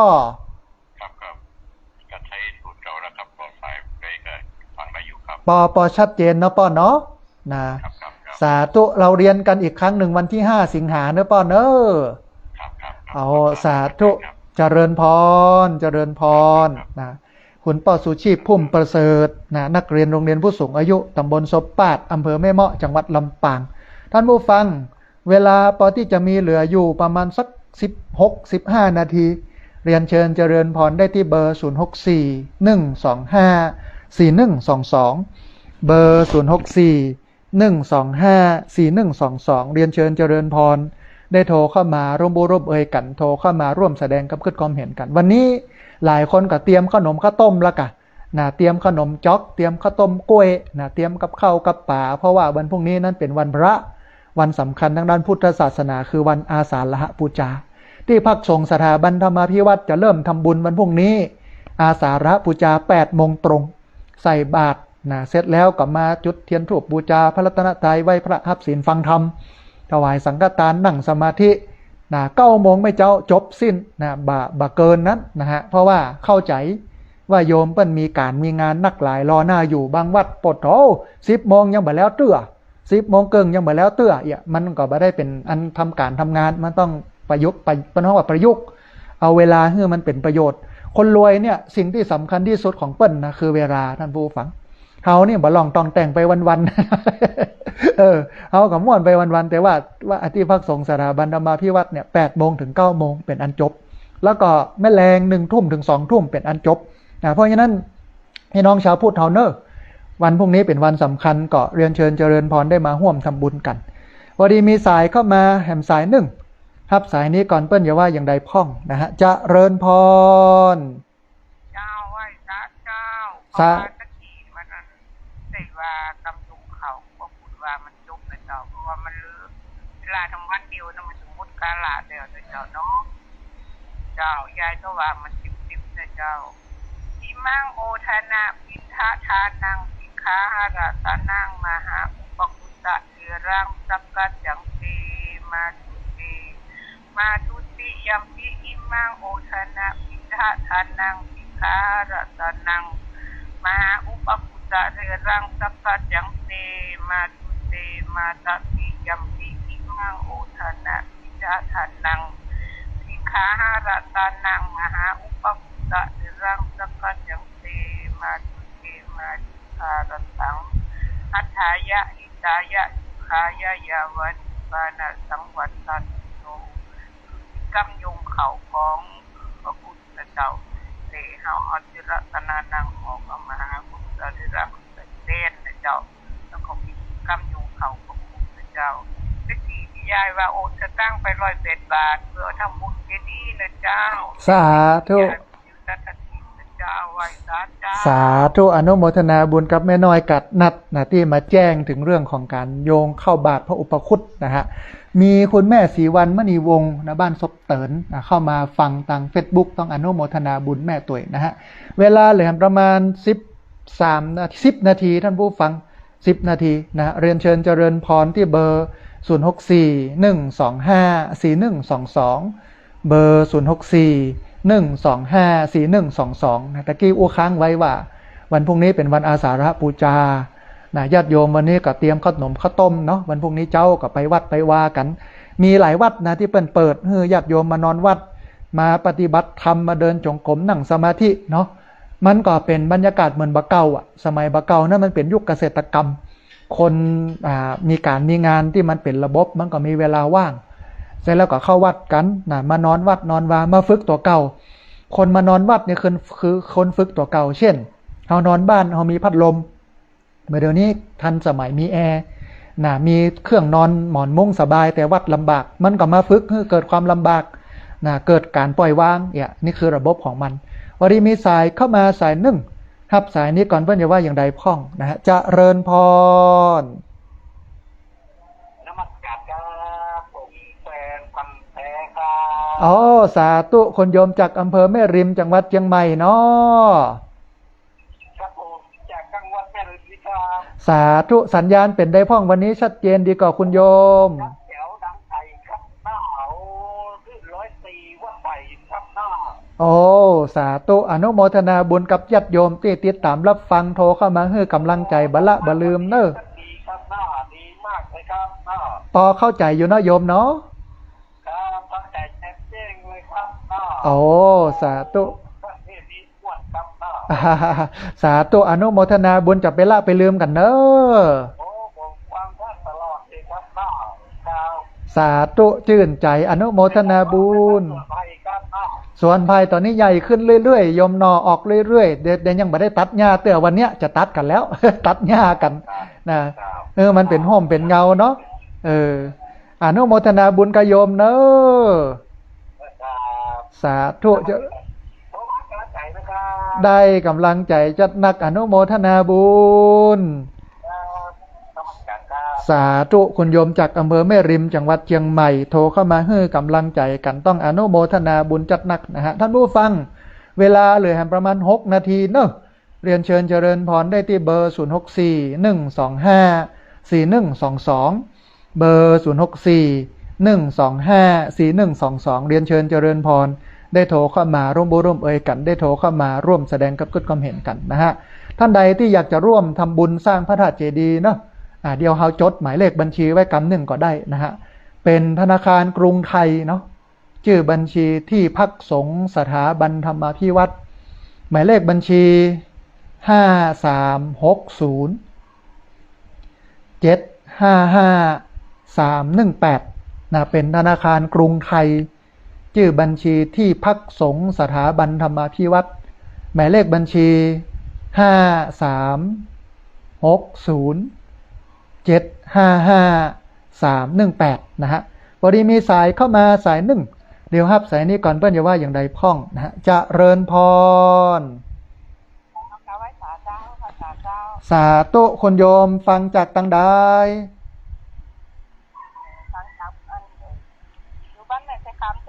อ๋อสาธุอ๋อจำได้แล้วบ้านแม่ใส่คำสัญญาณเป็นได้พ้องสัญญาณชัดเจนดีเนาะโยมเนาะจำได้โยมแม่สงกรานต์สัญญาณชัดเนาะแม่เนาะสาธุได้กำลังใจจันนักอนุโมทนาบุญกับแม่สงกรานต์เนอะสาธุแม่สงกรานต์บ้านแม่ใส่คำตำบลต้นธงชัยอำเภอเมืองจังหวัดลำปางโทรเข้ามาให้กำลังใจกันพี่น้องเหลือเวลาแฮมประมาณสัก4 นาที 5 นาทีเนอะเรียนเชิญเจริญพรโทรเข้ามาที่เบอร์0641254122เบอร์0641254122วันนี้ถอดรหัสนะในส่วนของวันอาสาฬหบูชาก็คิดว่าญาติโยมน่าจะเข้าใจและมีข่าวดีแห่งข่าวหนึ่งนะตอนนี้อาตมาภาพพิมพ์หนังสือธรรมะเรื่องวิปัสสนากรรมฐานพิมพ์500 เล่มท่านผู้ฟังใจเงินพิมพ์อยู่ประมาณ 50,000 บาท500 เล่มเนี่ยจะเอาไปแจกอาจารย์มหาวิทยาลัยเชียงใหม่ที่เปิ้ลจะปฏิบัติธรรมในช่วงวันที่11ถึงวันที่14สิงหาคมที่จะถึงนี้นะฮะแล้วก็ทีนี้เนี่ยถ้ามันเหลือจากตรงนั้นก็จะเอามาให้ญาติโยมปูจาเนอะนะฮะอาจจะเล่มละ200ใครได้นะเดี๋ยวหลังจากวันที่7สิงหาแล้วก็โทรมาก็จะได้จดเอาลายหมายเอาชื่อแล้วก็จะได้ส่งไปรษณีย์ไปให้ที่บ้านหรือเอาไปให้ที่บ้านเสร็จแล้วเอาไปอ่านนะท่านผู้ฟังไม่ใช่เอาไปละไปขว้างนะเป็นหนังสือวิปัสสนากรรมฐานอาตมาภาพไปสอนกรรมฐานให้กับคณาจารย์ของมหาวิทยาลัยเชียงใหม่รู้สึกว่าปีเนี้ยปี69เนี่ยเป็นปีที่20แล้วก็เลยทำหนังสือที่ระลึกออกมาถ้าใครบ่ได้นี่จะเสียอกเสียใจกันนะว่านั้นเนี่ยเรียบเรียงรวบรวมกันไว้เดียวหลังจากวันที่17สิงหาก็ว่ากันนะฮะพอดีมีสายเข้ามาสายหนึ่งรับสายนี้ก่อนเพื่อนอย่าว่าอย่างใดพ่องนะฮะพอดีสายลุดไปคุณโยมโทรเข้ามาใหม่เนอะที่เบอร์0641254122เบอร์0641254122พอดีมีสายที่มาได้รับสายอยู่ที่ประมาณสัก25สายนะฮะญาติโยมที่โทรมาแล้วบัดนี้โทรมาแล้วบ่ได้รับสายโทรเข้ามาใหม่นะฮะ25สายนะฮะต้องขออภัยพอดีสายโทรเข้ามาหวั่นกันยุ่งหยาบหลายสายเขาจะปะกันแหมกรรมวันพวกนี้นะท่านผู้ฟังตี3ถึงตี5วันพวกนี้จะอู้ถึงเรื่องวันเข้าพรรษาลัวยาวไปจนถึงวันทอดกฐินทีเดียวนะฮะวันพวกนี้จะเอายาวเรื่องวันเข้าพรรษาแล้วก็ทอดกฐินวันนี้มีสายเข้ามาสายหนึ่งรับสายนี้ก่อนเปิ้ลอย่าว่าอย่างใดพ่องจะเริญพรสาธุอันคุณโยมแนะนำตัวน้อยป้ารณรงค์เพชรชากับแม่คำพรเพชรชาเพื่อจะโอนตังทำบุญเจ้าสาธุเดี๋ยวรอจากจบรายการโยมแม่โทรมาคำนึงเนอะได้เจ้าป้ารณรงค์เพิ่นใช้อู้ตัวจะเพิ่นอู้มาใช้อู้เรื่องนะเจ้าขาดชัดมากสาธุสัญญาณเป็นได้พ่องคุณโยมชัดเจนดีก่อชัดเจนดีเจ้าสาธุเดี๋ยวสักกรรมก็โทรมาเนอะหลังจากจบรายการเนาะนะสาธุเจริญพรนะโยมอยากจะร่วมทำบุญสร้างพระธาตุเจดีย์คือพระธาตุเจดีย์นี่เป็นกรรมสั่งกรรมเสียของพุทธเจ้านะก่อนที่พุทธเจ้าเพิ่นจะปรินิพพานเนี่ยเพิ่นบอกว่าถ้าพุทธเจ้าปรินิพพานไปแล้วให้สร้างสถูปไว้ทาง4แพร่งแล้วก็เพิ่นก็ขยายความไปว่าคนที่เพิ่นจะสร้างสถูปให้เนี่ยมีคน4จำพวกอันนี้อยู่ในพระไตรปิฎกนะฮะ1คือพระพุทธเจ้า2พระปัจเจกพุทธเจ้า3พระสาวกของพระพุทธเจ้าแล้วก็4พระมหากษัตริย์พระราชามหากษัตริย์4ประเภทเนี้ยคน4ประเภทเนี้ยควรสร้างสถูปเจดีย์ให้ประดิษฐานกระดูกไว้ที่หั่นเนี่ยอาตมาภาพก็เลยทำไว้ที่พักสงฆ์สถาบันธรรมาภิวัตน์นี้ไว้ให้คนได้มาระลึกนึกถึงพระองค์แล้วก็ปฏิบัติตามคำสอนของพระองค์นะฮะบดีมีสายเข้ามาสายหนึ่งขอรับสายนี้เป็นสายสุดท้ายกันแล้วกันเพราะว่าเวลาใกล้จะหมดแล้วนะฮะเจริญพรเจริญ สาธุโยมแม่สัญญาณเป็นได้พ้อง เจ้าฟังชัดเจนนี่เนอะแบบฟังว่านะ สาธุแม่สุบ้านร้องเนาะ เจ้า เดี๋ยวไม่ได้ยินในหูสิฟังแหละแต่กูเดียวไม่ได้ยิน กะว่าหายไปจัดเมินแล้วนะวันนี้มาแล้วคำนี้ติดตามรับฟังนะแม่เนอะ เจ้าใช่อย่างนั้นแม่จะขออนุโมทนาด้วยเนอะเพราะว่าแม่ติดเตียงไว้อย่างกับได้นะ บ่เป็นอย่างแม่ส่งใจมาแล้วก็ขอให้แม่อันสุขภาพแข็งแรงดีขึ้นนะแม่เนอะ เจ้าเป็นให้กำลังใจเนอะ เหมือนกันให้กำลังใจโยมแม่เนอะ เจ้า สาธุเจริญพรนะแม่สุบ้านร้องสายสุดท้ายโทรเข้ามาเอาละท่านผู้ฟังอันท่านใดที่จะโทรเข้ามาขอให้เป็นหลังไมค์แล้วหลังจากนี้ไปแล้วก็มีเวลาน้อยเดียวเพราะว่าวันนี้มีประชุมในเวียงนะฮะมีประชุมเรื่องสภาผู้บริโภคในเวียงเดียวประมาณสัก8 โมงก็จะออกไปโยมจะโทรเข้ามาประมาณสัก7 โมงเนี่ยก็จะจับนะ7 โมงน้อยๆเนี่ย7 โมงสัก7 โมงครึ่งเพราะว่าเดี๋ยวจะไปส่งน้ำล้างหน้าล้างตาแปรงฟันฉันเข้าทำกิจธุระส่วนตัวนะฮะประมาณ7 โมงครึ่งเนี่ยถ้าโยมจะโทรเข้ามาร่วมทำบุญสร้างเจดีย์นะประมาณ7 โมงครึ่งนี่ก็จะจับนะฮะเอาละวันนี้อาตมาภาพพระสาธิตธีระปัญโยประธานมูลนิธิธีระปัญโยรับผิดชอบรายการธรรมาภิวัตน์ในวันนี้ก็หมดลงแล้วนะเวลาของมันต้องเอารายการนี้จากลาท่านผู้ฟังทั้งหลายไปก่อนกราบขอบพระคุณครูบาอาจารย์พระเถรานุเถระครูบาสังฆะที่เคารพอย่างสูงทุกรูปอนุโมทนาบุญกับญาติโยมที่ติดตามรับฟังแล้วก็ญาติโยมที่โทรเข้ามาขอสุมาอาภัยกับญาติโยมที่โทรเข้ามาแล้วบัดติดโทรเข้ามาแล้วบัดได้รับสายนะเดี๋ยววันพรุ่งนี้ก็โทรกันเข้ามาใหม่วันนี้สัพพะพุทธานุภาเวนะด้วยเดชเดชะอนุภาพของพระพุทธเจ้าสัพพะธรรมานุภาเวนะด้วยเดชเดชะอนุภาพของพระธรรมเจ้าสัพพะสังฆานุภาเวนะด้วยเดชเดชะอนุภาพของพระสังฆเจ้าศรัทธาสุทธีพระวันตุเตขอความสุขความเจริญในธรรมจงบังเกิดมีแด่บรรดาศรัทธาสาธุชนทุกคนทุกท่านตลอดการเป็นนิจเทินเจริญพร